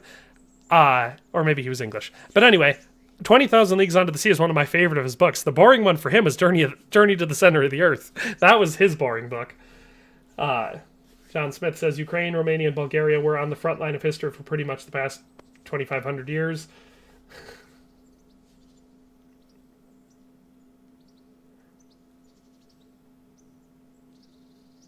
Lewis King says, if you want a DEI medieval game, make a medieval DEI game and stop demanding others change their game. Well, yeah, that's the obvious answer, right? If you want this thing to be different and have these different characters or whatever, make it.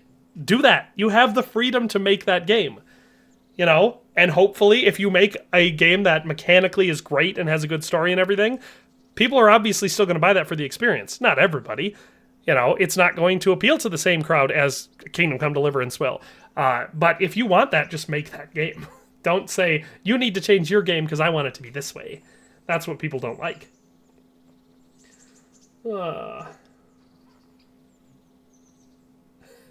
Sean Cartier says, yeah, we all remember your response video to Sexy Biscuit. Do you? It's still going on, my bad. Assassin's Creed Shadows, they put a black samurai as a protagonist. That guy wasn't even trained or anything. Yeah, I don't know much about Japanese history. It's not within my wheelhouse. But after the controversy with Shadows came out, I saw a bunch of people making videos. And I watched one talking about the guy whose name I can't remember. It's like Suki or something like that. I don't remember. Don't quote me on Japanese stuff. Anyway, they said he was probably not there for very long. And he wasn't actually a samurai. It was like an honorary thing or something. Plus... the best argument I saw for it, other than the fact that apparently the Japanese people really, really dislike the game, they said there's a bunch of, like, Chinese architecture in it that is there without explanation, which means the developers probably didn't do a lot of research, and they found that to be deeply offensive. And the other part being, they finally set a game in feudal Japan, which is what people have been asking for, and then they make the samurai black. You know, it's like a Netflix adaptation at that point. But my only problem with it, I'm not going to play it because I haven't played an Assassin's Creed game since Origins. And don't get me wrong, I liked Origins. It's just, they all kind of feel the same after that. So I haven't played a whole lot of Ubisoft games since then. But if you're trying to be the secret assassin guy, I feel like being the only black samurai in Japan would probably be a really bad cover. Like, if anyone... You know, it just feels like that would stick out a little bit, and the idea with being an assassin would be to blend in, but... Oh, man. A lot of comments, a lot of stuff.